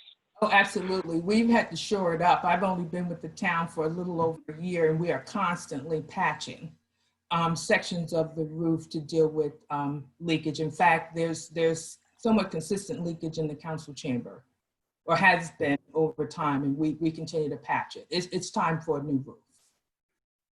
I hear you completely, and you know, it kind of bewilders me that, you know, we are a municipality and we wouldn't have insurance to cover our roofing in the event that there's problem with our roof not being, you know, adequately sustainable to sustain winds, rains, leakage, and etc. And I would ask that pursuant to the findings of the leakage in our roofs, there has to be damage along the way, and I would pursue that we would have to have we would have to have insurances to cover these type of expenditures going forward. If I may, Mr. Mayor, the Yes, town please. the town is fully insured, sir. We have insurance through the local government insurance trust. It's just that the conditions of our roof are such that it's just old. And the leaks cannot reasonably be traced back to storm damage or things of that nature. So there's no opportunity for us to file an insurance claim on this. The leaks there's leaks in the police department, there's leaks in town hall offices, and matter of fact, over the last 18 months or so, prior to storms, we've had public works staff up there trying to identify where other leaks may be and try to patch. I would concur with Director Lewis that our roof system is simply worn out. I do have confidence in the architectural firm that the town employs because they examined the three roofs, the roof on the police department, the roof on town hall, and the roof on public works. And their response was, 2 of your roofs need to be replaced. They didn't try to sell us or upsell us and say, hey, you should also do it to public works. They said your public works building, it has a reasonable useful life left in it, but the useful life of the police department roof and the town hall roof have passed. And this is more than the shingled roof that you see from the front. There's actually flat roofs over the center sections of the building. And the flat roofs have considerable expense. I hope that helps clarify. And Councilman Henry, if I might make an analogy, when Sure. I buy a new tire, then I very often get the road hazard insurance so that if I hit a spike or a pothole and my tire blows out, that I can get it replaced under that insurance policy. And the policy is prorated by the number of miles that I have put onto that tire. So if the tire is rated for 30,000 miles and it blows out at 29,500 miles, then they're not going to pay to replace the entire tire. They're going to give me, you know, few percent of the price of replacing the tire under that road hazard insurance. And that's the sort of insurance that we have, is for hazards and not for wearing out. Wearing out, and the insurance company would simply say, okay, well, this is how long the roof is going to last, and we're going to charge you the cost of the roof over that time, and it would just be a financing option. No, and I appreciate that, Mr. Mayor, that explanation, and I concur and agree with that you lose value over a period of time on the issue of usage. I get that, and so since you've said that, then, you know, what is the the value of usage that we've lost over the period of time since we have that, and what is culpable, if you will, that we can use as an insurance coverage to cover down on some of the expenses to cover this $100,000+ expense that we're looking at today. Well, just as with the road hazard insurance, then there's no event. There wasn't a tire that blew out. It was just that the tire got so worn that it needs to be replaced. And so if I went to the road hazard people and said, hey, my tire's worn out, then they would say, oh, look, you have 30,000 miles on it. That's how long it's good for. And it's still running, so you don't get anything. Even if you blew it out right now, you wouldn't get anything. And it's the same thing. So if you would like to propose at a future time that we get some sort of insurance for our buildings, then we can bring that up, but that's not germane to the current question on the floor, and that it was in fact halfway through voting when you came back on. And so, so do you have any more questions about this contract? I just want to I have one more comment about it. I would think going forward that if we're going to have any type of procurement for our building facilities, now we need to have some insurances in place. In whether it be for a blown out tire, wear and tear, we need to have some coverage so that we don't have to pay the full expense of getting this thing replaced. Whether it be a roof or siding or whatever it is, as far as building maintenance goes. And and that's my take on that. I yield. Okay, thank you. So as I said, we were midway through voting, and Councilmember Dixon had voted aye, and Councilmember Lingua had voted aye. Councilmember Foe, as you know, is not present. Would you like to vote on this matter? I pass. You're abstaining? Yes, I'm abstaining. Thank you. Councilmember Richardson is not in attendance. Councilmember Mayers? Aye. And I will vote aye as well. So the vote is 4-0-1, and the motion passes. Thank you. Item 3 was removed from the legislative action. Item 3 was removed from the agenda. And that brings us to item 4, introduction of ordinance 2020-OR-05 regarding Chapter 53 Police Department. Councilman Lingua, you had indicated you were interested in introducing this. Yes, Mayor, thank you very much. I would like to introduce ordinance 2020-OR-05. This is an ordinance concerning the police department for the purpose of comprehensively revising town ordinances related to the establishment, composition, organization, powers and duties, and officer employee qualifications for the Riverdale Park Police Department, providing for certain permitted and prohibited activities of department officers and employees relating to immigration law enforcement and federal immigration authorities, providing that the department activities regarding immigration must be consistent with federal law and generally relating to the Riverdale Park Police Department. Thank you for that introduction, Councilman. There are times at an introduction where there are members of the public who wish to comment. Are there any members of the public who wish to comment? We've done this traditionally. Hearing none, let's move on to unfinished business. Item number 1 under unfinished business, fiscal year 2021 proposed operating and capital improvement budget. Yes, Mr. Mayor. Give me one moment here to pull up the document. As indicated in the packet memo, the mayor and council have before them a balanced proposed FY 2021 operating capital improvement budget, and there's no formal action requested this evening.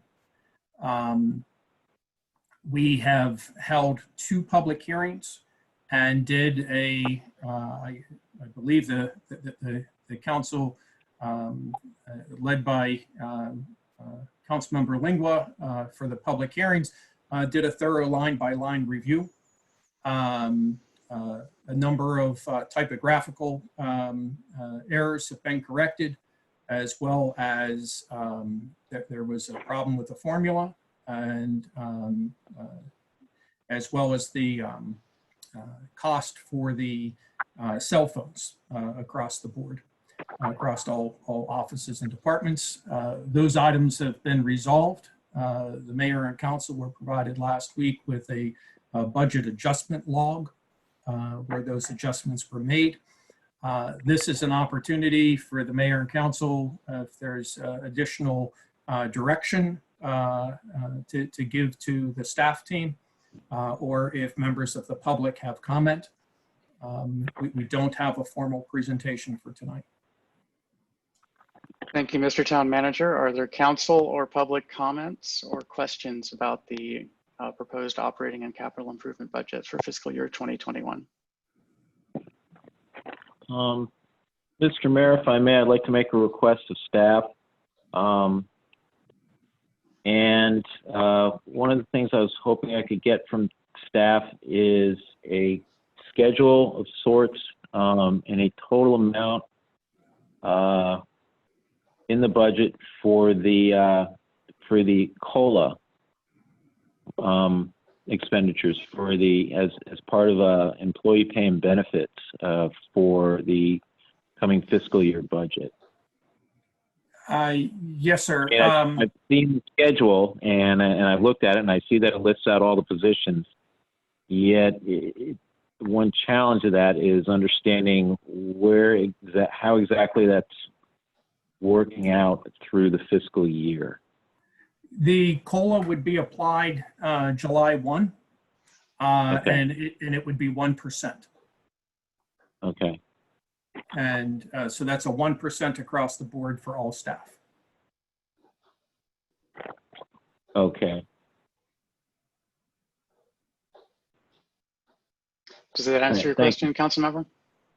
Somewhat, but I'll leave it at that for now. Okay. Are there If I have any others, I'll send them along to staff. Okay. Thank you. Thank Are you. there any other council or public comments on this agenda item? Hearing none, let's move on to items 2, 3, and 4, which come together as a group. The town government organizational structure changes.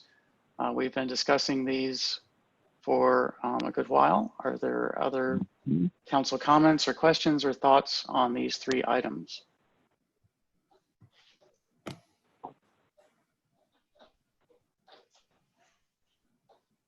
Mr. Mayor, I know at last we left this, Councilmember Dixon was going to review this, and my understanding was she would afford us any comments or questions she had after doing so. Is that a correct recollection? Councilmember Dixon was going to consider it. I'm not sure that she was going to report back immediately, but I reached out to Councilmember Dixon, unfortunately just last night. It's been kind of busy lately, and provided her with the documents at the time of the passing of the charter amendment. And I don't know if she's had a chance to look at them yet or not. I haven't, but we're not, is this up for a vote tonight? Or no. Are we?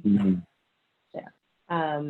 Just further discussion. I mean, I haven't looked at the documents that the mayor provided, and I think I expressed the, the apprehension that I had with it, just from maybe it's just the logic behind it. I couldn't, I couldn't really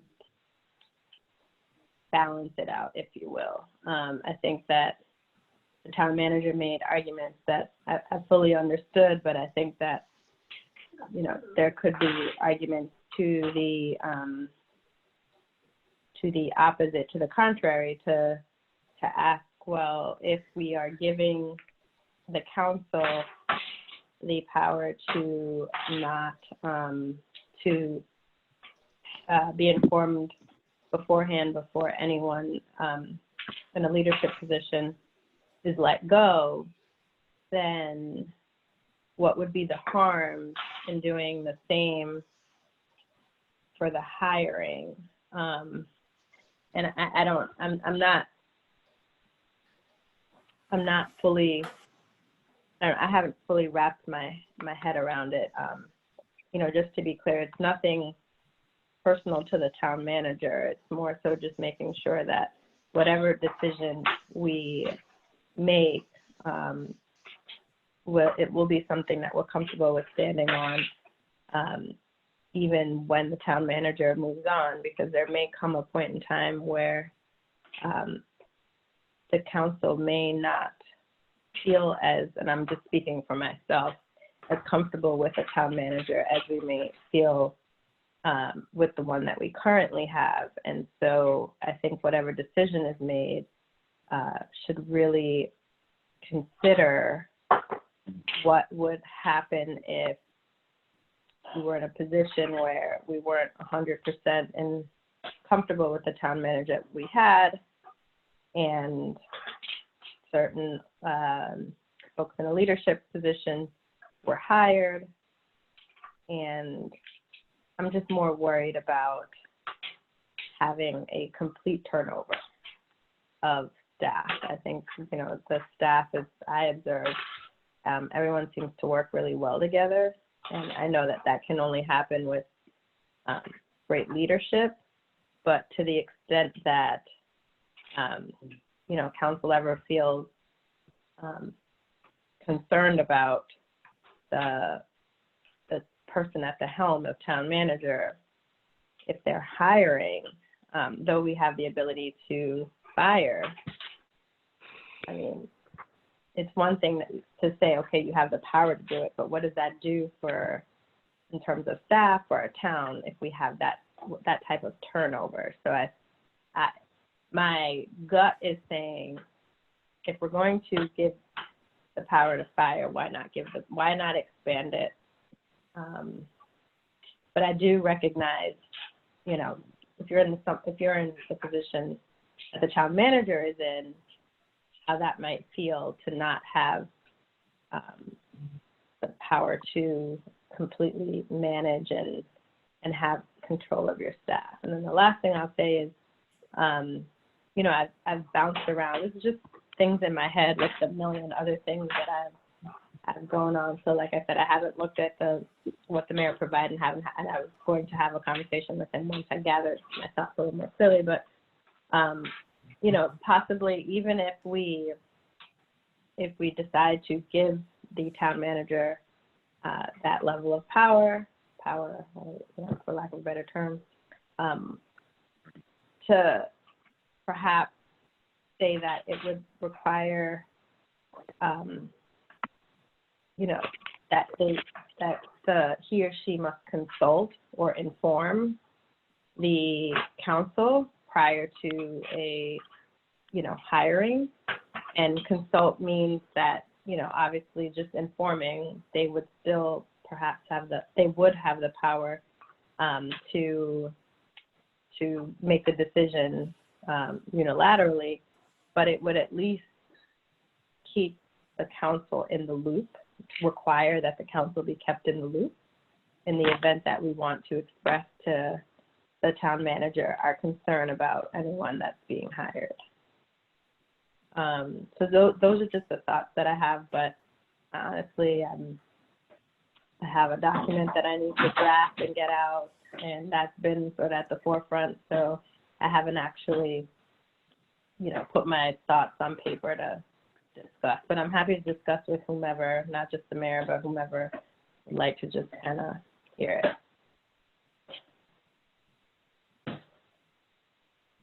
That's all I have. You're on mute, Mr. Mayor.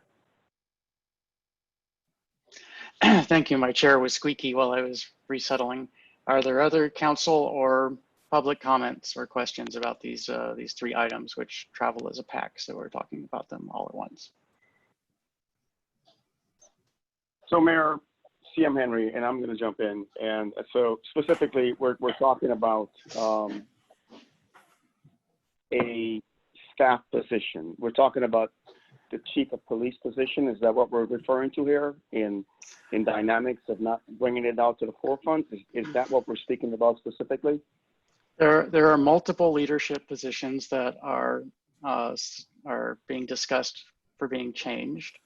The police and public works director, director of public projects and services, the director of administrative services, financial services. Mr. Town Manager, can you help me out with the last few? I don't have the document in front of me. Yes, so you have your Director of Finance and Employee Services, the Director of Development Services, and the Director of Administrative Services. Okay, thank you. Thank you for expanding on that. Mr. Mayor, if I may. Yes. Given the facts of the positions that are in question here, that would then sign the authority over to the town manager, and Mr. Lestitian, I don't want you to think that this is spearheaded at you directly, but what I'm concerned about is giving authority to any town manager to have the authority to hire and fire staff in those specific positions. I think that those positions need to have oversight, and the oversight needs to come from the council and the mayor. That is my position. I think that provides the town with the overarching premise of ensuring that we're going forward and making a sound decision in deciding specifically for leadership position of authority that has the town's notice and recognition and notoriety as far as people recognizing who these individuals are. These are individuals that are highly represented in our town, and it is my contention that these decisions should be made by the mayor and town council and not be made by a sole individual in our town as the town manager. And Mr. Lestitian, this is no pun intended at you. I'm also looking towards, what happens in the event that, when you're not here, okay? You may be a nice guy, but if you're not here, then what happens if we have somebody else who's not of the same mindset? Then what that puts us into, what that would put the future mayor and town council into is a spin, because we know that passing legislation and making actions may be a lot easier than reversing those actions. That's a fact. It's a lot harder to say, I don't want to do this anymore, and then to find the courage and the energy and the willpower to sustain those actions. It takes a lot more to reverse the course of actions that has already been instated on the books. So I'm concerned about that, and I'm not favored to vote in that decision. And I will tell you that most adamantly. I think that there needs to be an oversight for everything. There needs to be checks and balances when these type of decisions are being made. It should never be left up to one individual to make a decision whether I hire or fire an individual of staff representation within our town. It should be made by the town council and the mayor. And Mr. Mayor, that is my contention. I stick with that, and that's what I believe in my heart of hearts. And I thank you. I yield. Mr. Mayor, may I make a comment or two? Yes, briefly, please. We're discussing this because I brought it to you. And I brought it to you because there's inconsistency in treatment of leadership team members. I brought it to you because the documents that you approved in 2016 gave the town manager the authority to hire and fire positions, and the appointment of a police chief or a public projects and services director, as we now refer to the position that leads public works. The appointment still resides with the town manager position with the consent of a majority of the council. I have concerns for the town. None of this is about me. I brought this forward because your next town manager may come in and try to clean house. We're too small for that. I brought this forward because I think there needs to be an additional level of oversight for dismissing people in key leadership positions. And while we may disagree on a definition of a key leadership position, my experience tells me that the person who leads your administrative functions in town government, the person who leads your development, who's responsible for working to expand your accessible base, your largest source of income to deliver services, and the person that leads your employee department and your finance department, they're on par with the person who leads your police department and your public works department. And so I brought this forward so folks would be treated fairly and consistently across those leadership positions. My fear, so while we're talking about future town managers, we also have to look at future councils. We have to make sure that positions and hiring are not politicized.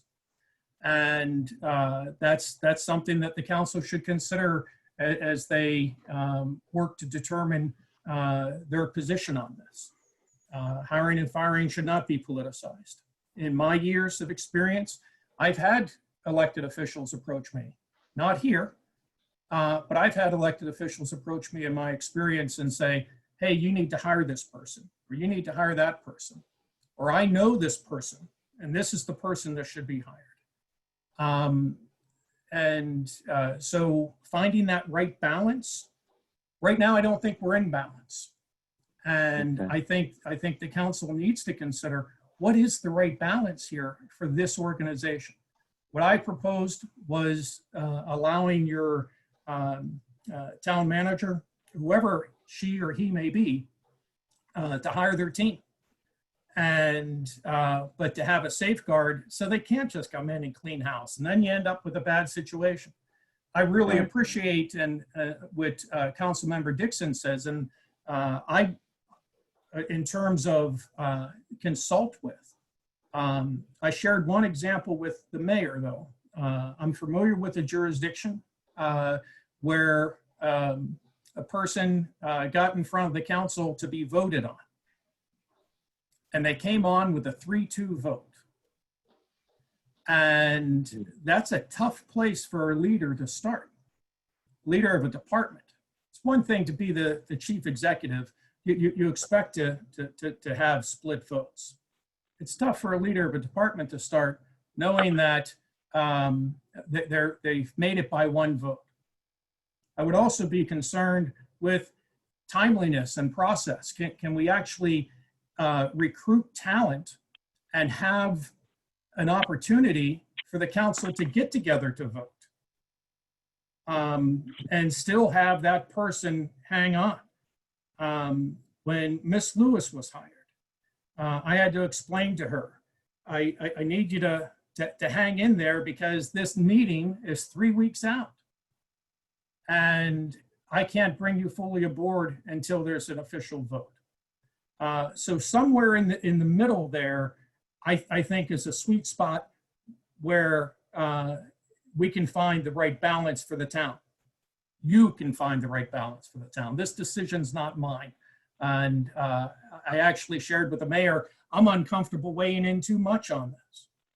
Mr. Mayor, Mr. Town Manager, let me just interject right here. And, you know, I'm not here to filibuster this evening, and pardon my expression, but I'm going to tell you, the police department is transparency, okay? When Congress makes a decision to hire, okay, someone for a position of authority, it is vetted by Congress.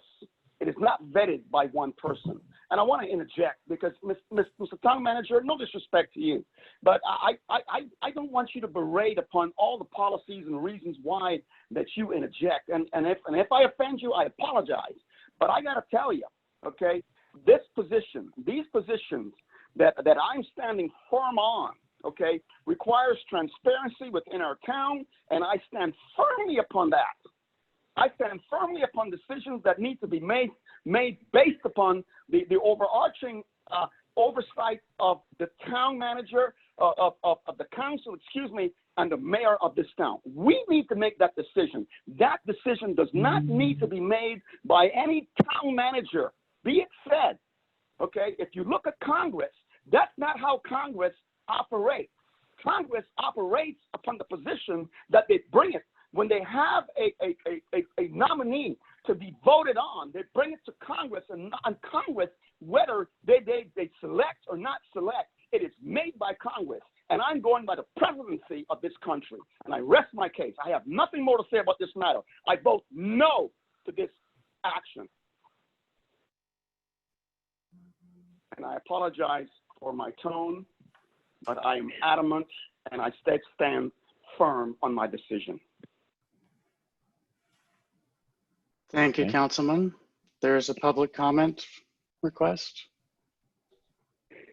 Ms. McAllister?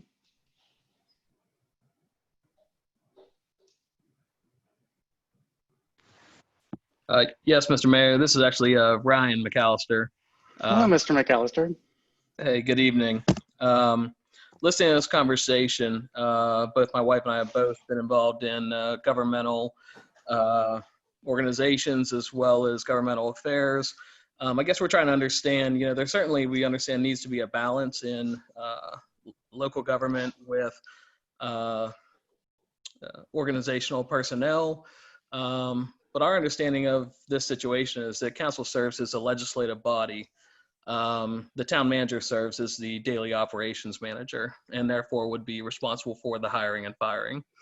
To say that director positions require the purview of council's consent would be different or not typical of what I think the current town manager is saying, that, yeah, there needs to be a balance, but the review of key personnel by council probably needs to be at the discretion of the town manager. I guess if we could have an understanding, how was the town manager picked or appointed from previous or historical situations?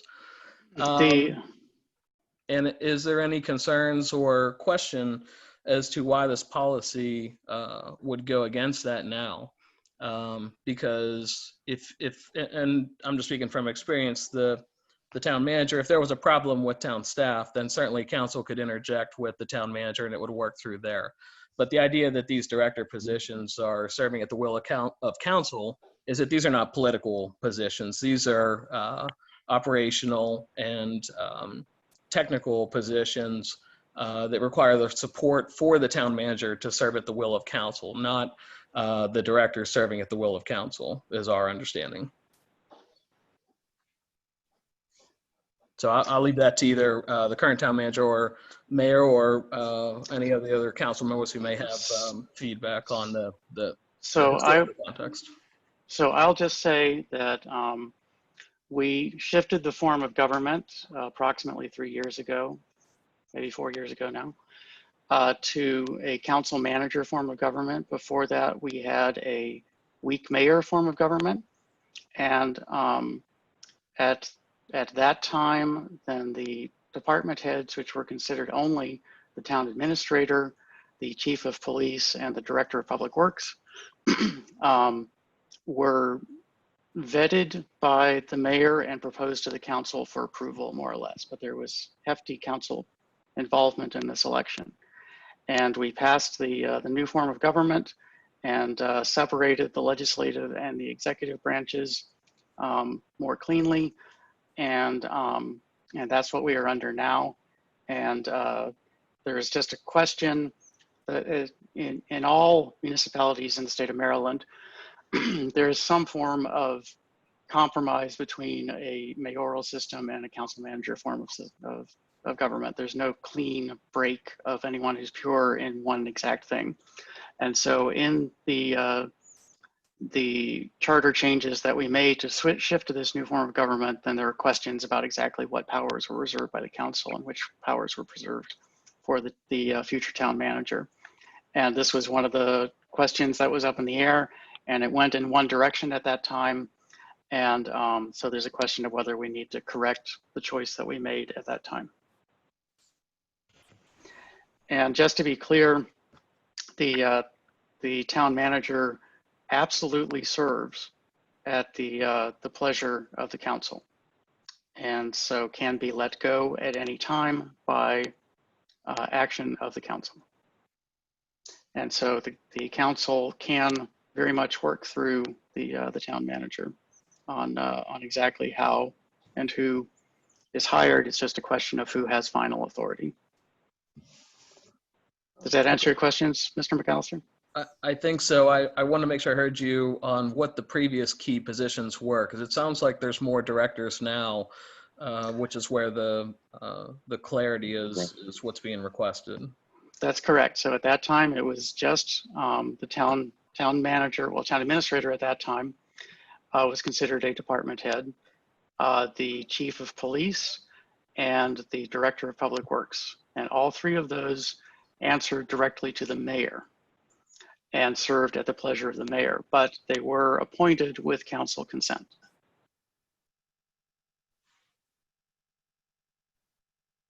The other positions were not considered department heads at that time.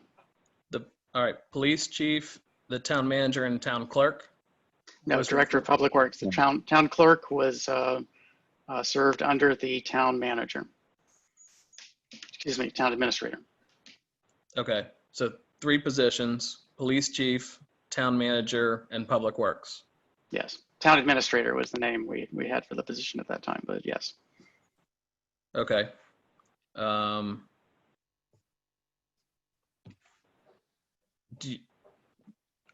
want to digest that a minute, and I'll come back to you with, I guess, if you're looking for a recommendation from us. Okay, well, you can always reach out through your council person, but I'd be very interested to hear your comments. I guess we don't have very much left on the agenda, so let's see if there are any more council comments on this, and you can come back for another comment if so. Mr. Mayor, excuse me? Mr. Mayor, if I can just one more thing I want to point out here, and I'll let it go. Directors are appointed by county executives, require county council confirmation, and it's the same by state. And I rest. Okay, thank you. Mr. Linguo, did you want to speak? Yes, there are no other public comments. I believe that Mr. McAllister is still thinking about whether he wants to have another comment. Okay, I wasn't sure if I heard another person from wanting to make a public comment or if it was another member of council. I think there was another member of council. It looks like Mr. McAllister might be ready to speak because his hand is up. Okay.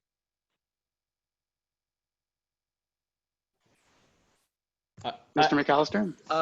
I need another couple minutes. I don't think, Okay. I think the hand up was from previous. Give me a couple minutes.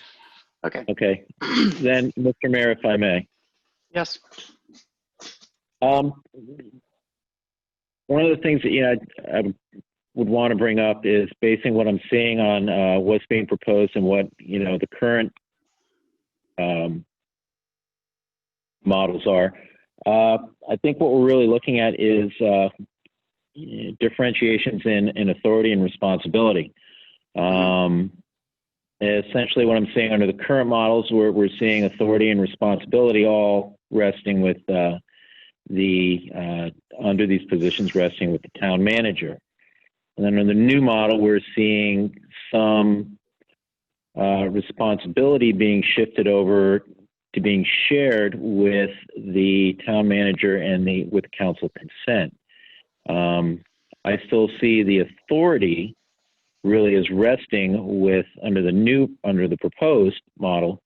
The authority is still resting with the town manager, yet there is a shared responsibility regarding dismissal.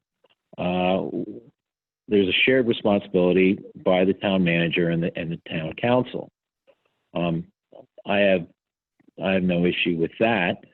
I think really what I was getting at previously is that it seems on at least two of these positions, that being Director of Public Projects and Services and the Chief of Police, that it also be a shared responsibility on the appointment. And the reason I was bringing that up is because due to the prominence and the scope of the responsibility that each of these directors hold in terms of what they're being asked to do. These are positions that really are involving operations that essentially are all-encompassing operations throughout the town, being on a 24, on some occasions for mostly for the police department, and also on some occasions for Department of Public Projects and Services, can be 24/7 operations.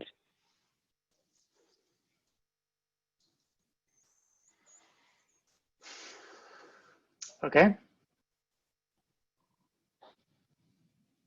So you would view having continuing to have a hybrid system. So having the additional department heads that have been identified under the town manager's reorganization, that those additional department heads would be sole hiring authority of the town manager, and the dismissal would be a shared responsibility between the town council for all of the positions being discussed, but hiring for the two positions of the Director of Public Projects and Services and the Chief of Police would still be subject to council review. Well, and it approval. would be a shared responsibility on the hiring. I mean, I'm trying, as I recognize the point that was being made about not politicizing the hiring of such positions. And I can see where, you could have politicizing it in those two positions. And I'd rather stay away from that. I agree with that. I just think that on positions that have such a scope and an impact on the town, in the sense that, how those operations, are conducted and the number of staff involved, that perhaps it might serve us well to have that appointment as a shared responsibility. That I would still leave the authority of who wants to be hired, the suggestion being made, the vetting and the suggestion brought forward to the council, lying with the resting with the town manager. And that essentially it's, the appointment is really for the council. It is something that's more of a consent exercise. I do not want to see council getting involved in the hiring process. And if the town manager wants to come to council and request a special legislative in order to garner consent for an appointment, I don't see a problem with that.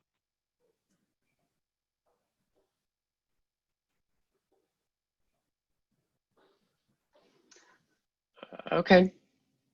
These Did are, I make my no, I believe I understand where you're coming from, Councilman. Okay. Is that clear to other members on the council?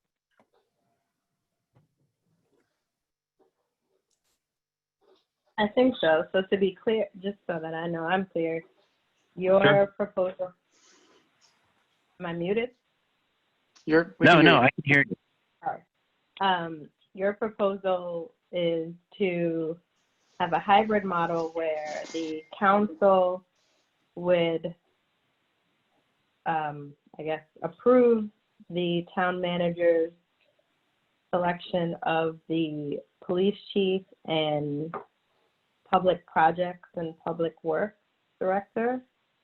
The council would approve those two positions, and would have the authority to dismiss those two positions as well as the other leadership positions? Would be required to. required to council approval would have to approve dismissal, yes, for all of the proposed positions.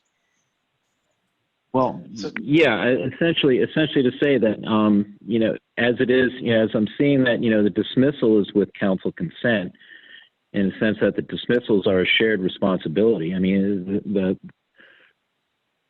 the town manager is still holding the authority to dismiss, and it's just what is being presented here is a shared responsibility in that dismissal. I would just say that, you know, for at least these two positions, I'm open to other suggestions, at least on the positions of, excuse me, Director of Public Projects and Services, and for Chief Police, that it's also appointment is with council consent in the sense that it would be a shared responsibility as well.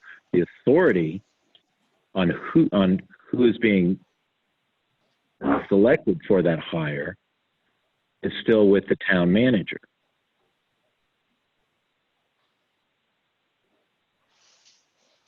It is just a shared responsibility in the hiring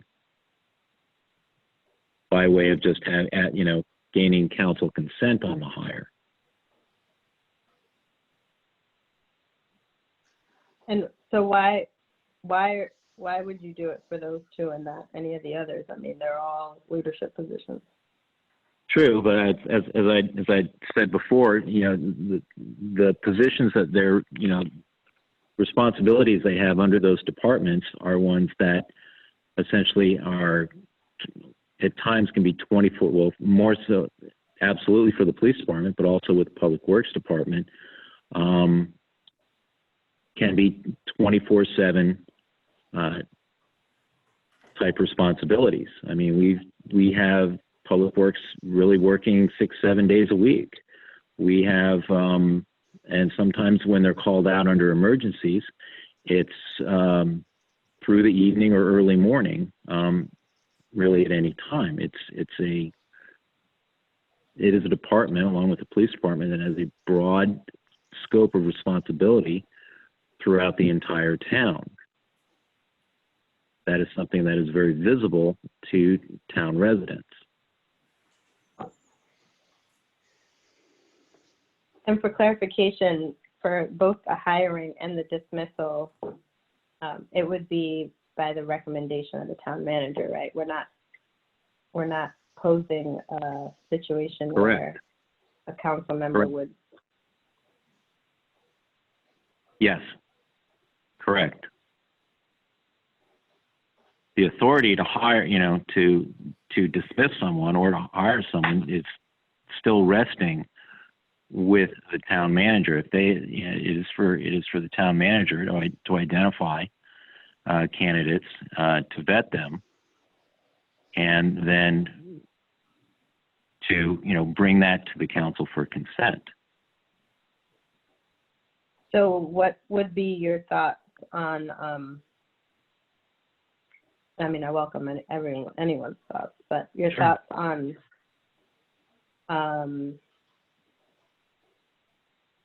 just being informed of the hiring of those two positions,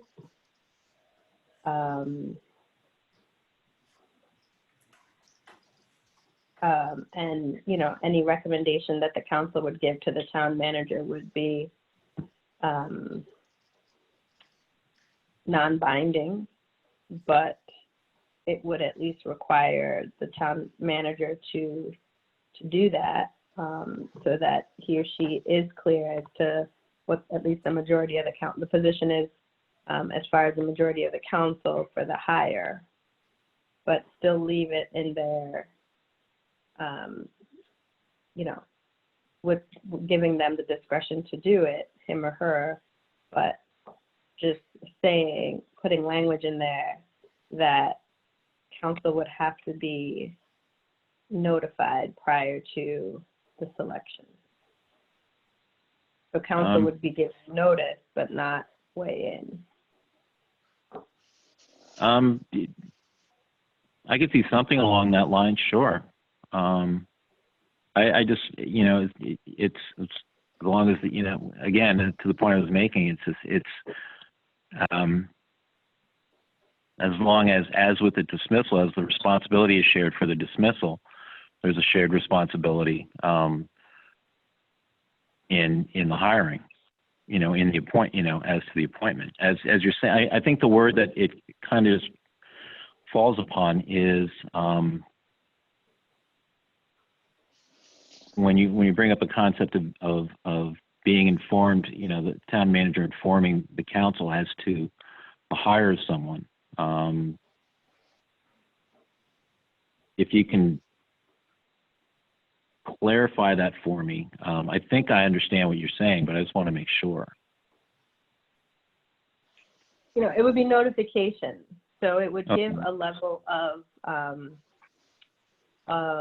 I keep saying power for lack of my vocabulary is a little challenged tonight. So for lack of a better term, I would say it would leave the power, the discretion of the selection. The authority? The authority, thank you. With the Okay. town manager. Okay. The council would be notified. Okay. So then that gives the council the ability to weigh in. Okay. It would be non-binding. But Okay. one would think that if one being a town manager would think that if there was a lot of pushback or concerns regarding the hire, then, you know, he or she would take that into consideration. But ultimately, the decision would be theirs to make with The town managers. right, his or hers, to make with non-binding input by the council, which doesn't even have to be on the record. You know, it could be, I don't even know if those things would be on the record or if it would be, Okay. you know, so I'm just trying to find. Which would fall under the idea of consent, correct? I wouldn't say it was consent. I said it Okay. it'd be notification. So we would be Okay. notified. Okay. We could provide our input. Okay. But whatever position we have would be non-binding on that town manager. But one would think that any town manager who would be hiring someone for a, and I would expand it to every single one of those positions. I think that's Okay. where I also am struggling with Okay. separating those two positions from the others. If we have a leadership team, if they're giving input into Okay. decisions, I feel a little uncomfortable saying or giving the impression by virtue of holding the ability to make those decisions on those two positions, it gives the impression that those two positions carry more weight, maybe more important than the others. If we have a leadership team, then I think that we should be able to give our non-binding opinion on all of them. And I'm just thinking this through, and to be able to share with the town manager our position. So for majority of the councils, like, we're not really, we're not feeling this. They have the option to go ahead anyway, but, you know, at least that, you know, they'd be on notice that we weren't necessarily pleased with the selection. That way, you know, because I did hear that the town manager the last time, you know, you want to, if you're going to put someone in power, like I said, I wasn't here for the choice of this choice of government, but this is what we have and this is what we're working with. So if that's what we're going to do, then if we're giving someone the CEO position, I mean, I know the board of my company, you still have, CEO can't hire any, you know, executive positions, leadership positions without notifying the board. But I think you want to make someone feel like they have the authority to manage their team. And you want the person who's leading the team to feel comfortable with the team that they have. But I get the rub is that, like, you know, like Councilman Henry, you know, is pretty emphatic about not having any say in that. So just thinking it through, I think maybe the best balance would be to write in that charter that notification prior to has to be given to the council. Notification prior to actually extending an offer to that person, and then and we'll leave it at that, you know. And I wouldn't go any farther with the language, or maybe just make clear that the council will have, you know, the council's opinion is non-binding or whatever. So I'm sorry, so that it's not, you know, something to that effect. Okay, buddy, you gotta sit down. So that, you know, I'm trying to find a balance. You know, I don't think that I'm trying to find a balance between where you are and where maybe the mayor is. Don't want to put words in your mouth, you know, like, or what the town manager is proposing and where Councilman Henry is. Trying to find some middle ground in those, you know. So I don't know. Just it's not an easy decision. Okay, I think I understand a lot of the different ideas that are being batted around now. So why don't I sit with the town manager and maybe have some individual discussions, and we can see if we might bring this forward. There's not a vote happening tonight, so we don't have to change anything at this time. Okay. So does that sound reasonable? That Sounds sounds good to reasonable. me. That Okay, sounds good to me. very good. Let's move on to the next item, which is the International Property Maintenance Code.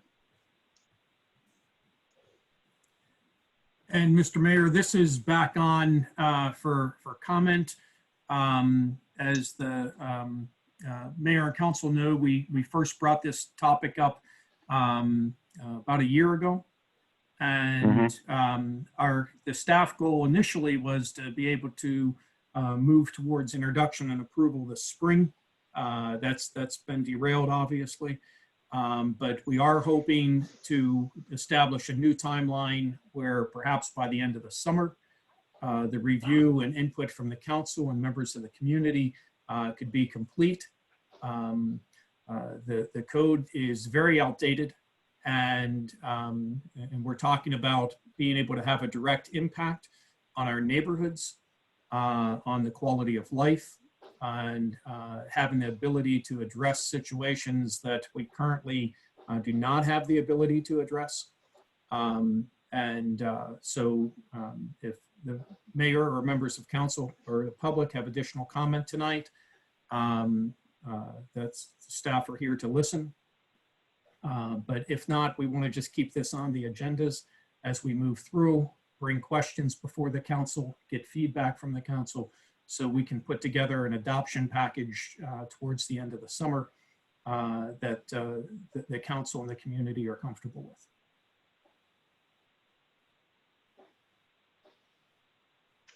Council comments? Mr. Mayor, if I may. Yes.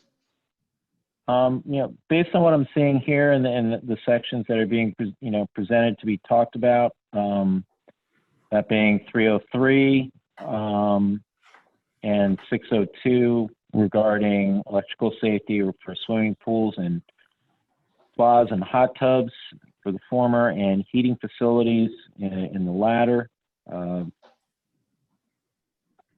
I'm fine with those. I did have one minor question about, what is considered fuel burning space heater? Is that other than electrical? Yes, sir. Fuel burning would be something that is powered by oil or kerosene or Propane. or propane, things of that nature. Okay. All right. I just want to make sure on that. So Councilman Lingua, I'll just weigh in and say that you are, of course, free to look at the entire IPMC and Sure.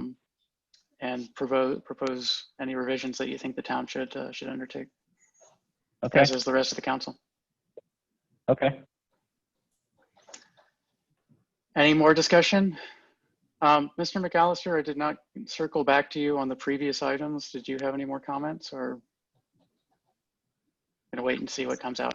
Mr. Mayor, I'll wait and see what comes out. I appreciate the discussion, and we'll certainly look at that. But I'll be interested to see what your follow-up proposal is after you've met with the town manager. So appreciate the allowing us to provide input. Thank you.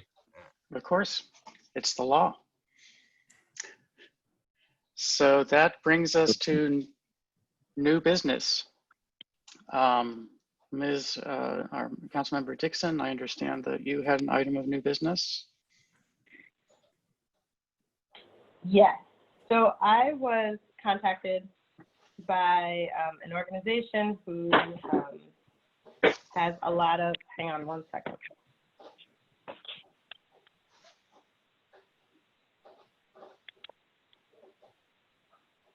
I apologize.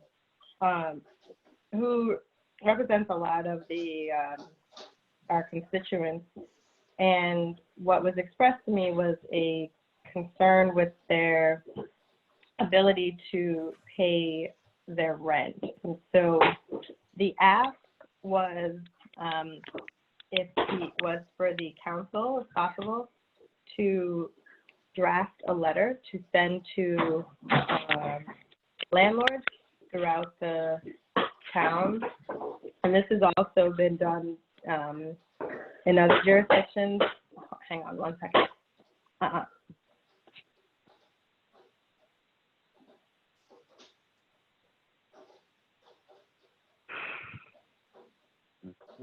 Apologies.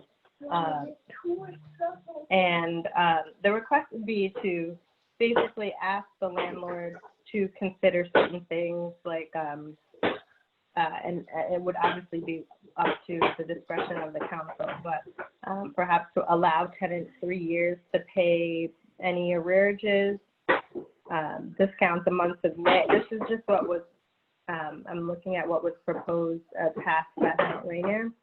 Discount the months of May and all future months during the state of emergency by 25% for all tenants. Charge no interest or late fees to tenants. Make payment plans with tenants that allow for even further discount than 25%. Freeze all rent increases for the rest of this year, and suspend sending any and all eviction suits to court for the rest of this year.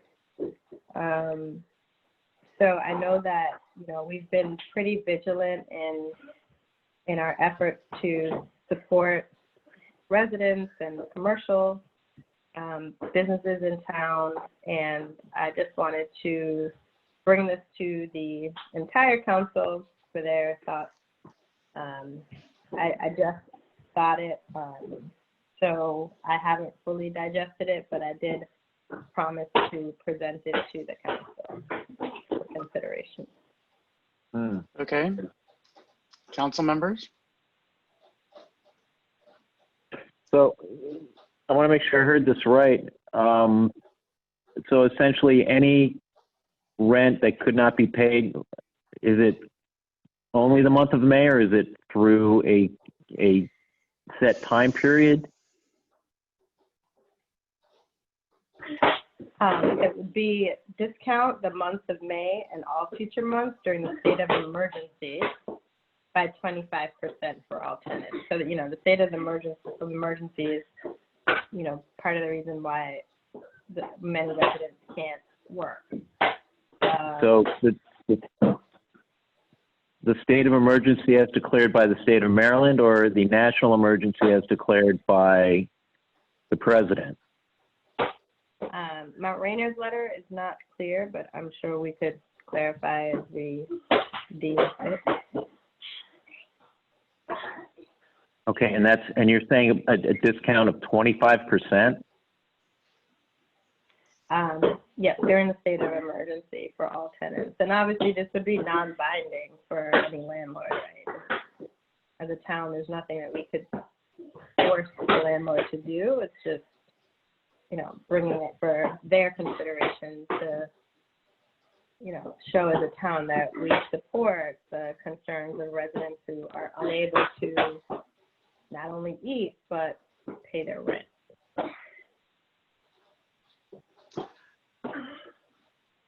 Okay, and you said there would be a period of 3 years to essentially address the arrears? Mm-hmm. And again, this is just what Mount Rainier proposed. They had you know, unanimous consent of their council. It doesn't mean that we have to follow it verbatim. It was just Right. a way of giving a sense of what's been done by other jurisdictions. Okay. Well, I would want to look and see what Mount Rainier passed. That's what I just read. Like what I'm Okay. reading is Mount Rainier. Okay. Can you forward that, please? Sure. Great. Can this wait until next week's special? Sure. Well, I didn't know if that was a question or not. Sorry. Yeah, I mean, I wasn't raising it to a vote. I was raising it, sorry for the background noise. It's fine. I was raising it to just bring it to the council's attention for consideration. Since we are having a special legislative meeting, hopefully we could come to a conclusion by next week. Okay. Any more council or public comments on this? No, not for right now. Okay. Are there other items? Nope. Yeah, Mr. Mayor, I think it's a noble suggestion that is being requested. I think in these times of this dire situation that we all should be compassionate to others, and I think situations of these natures could occur to any one of us, and I think that it is relevant that we show compassion in times of need, in times of caring, and you know how long this continues. It's as good a guess as mine as it is yours. We don't know. It could last until the end of the year. It could last until next year. Yep. But I think that, you know, people they've got a right to eat, you know, breathe and live and live comfortable within their homes and love their families. And I think that, you know, if you're not compassionate, then you're not human. And so, you know, I am completely committed to helping anyone that's in need and needs compassion in these times of our struggling times. So, you know, I'm all in. Okay, thank you. I'm looking forward to seeing a more developed proposal next week, or more thought out through other members. Are there other items of new business? Or, excuse me, are there any public comments? Are there any other items of new business? Mr. Mayor, if I may. Yes. One item of new business, really something for council to consider on what approach to take. I was recently contacted by Edward Day over at Riverdale regarding Commons use of the mansion grounds. While they appreciate folks being able to use the grounds and they welcome it, they're seeing an additional usage of the grounds by residents who are dog owners who can no longer avail the use of Waggertail Dog Park, being that it was closed due to the pandemic. They are looking for some type of help from the town regarding this. One of their suggestions would be for the town to consider reopening Waggertail Park to some degree. and or also trying to convey to residents of the town who are bringing their dogs in that they need to be able to follow guidelines as designated by the Maryland National Capital Park and Planning Commission. These are points that we can consider, and it is my hope that we are in some way able to assist Edward and the staff at Riverdale in helping them manage this common ground. Councilman Lingo, you texted me earlier about this, and Yes. I asked a question of whether the issue is that the dog owners are letting the dogs run off leash in there because there are fences, or why it is that it's Riverdale that's suddenly getting all the attention when we have immense expanses of parks next to the Anacostia. Yes, and I think it is to that point, Mr. Mayor, that essentially Riverdale is 95 to 95% fully enclosed, save for the one main opening over on the west side of the property, and on occasion the north gates. Most of the residents will bring their dogs down to the southeastern corner and allow them, and at which point the dogs are taken off lead. So according to Mr. Day, there's been, according to Mr. Day, there have been instances of dog-on-dog issues as well as dog-on-people issues. And it is Mr. Day's opinion that folks, residents coming on to enjoy the grounds should be able to do so without having a dog unfamiliar to them, approach them.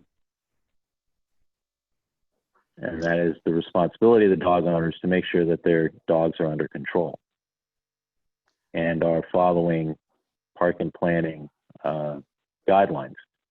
Mm-hmm. Has Mr. Day approached his park and planning leadership? Because I have been disappointed in the strength of the signs that they have posted during this entire crisis at playgrounds and other parks about sort of instructions to park attendees about what they should and should not be doing. And I have been thinking of, I've actually submitted a written question about this to Park and Planning and hope to hear more back from them on this. But has he approached his leadership on that? That I do not know. That I do not know.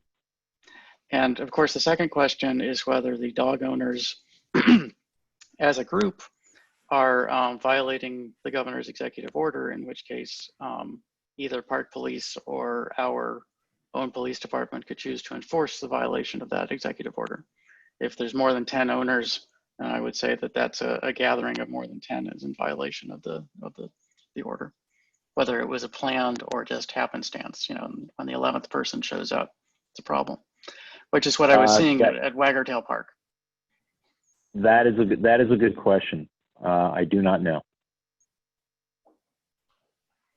Okay, and why don't we discuss this over the next week and see if we can come up with some ideas on how to help them out. Sure. And if you could reach out to Mr. Day and find out the answers to those questions, it would help me to know how we might move forward. I would be happy to do so. Okay. Are there any other items of new business?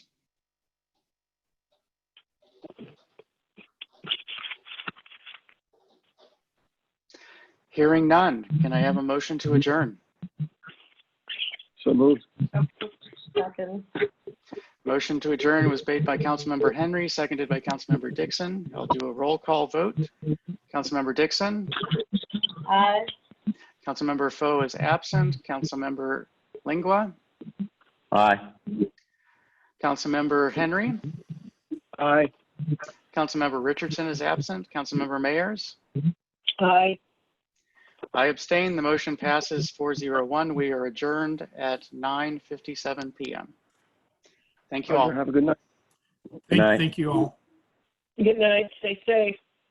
You too. All right. Good night.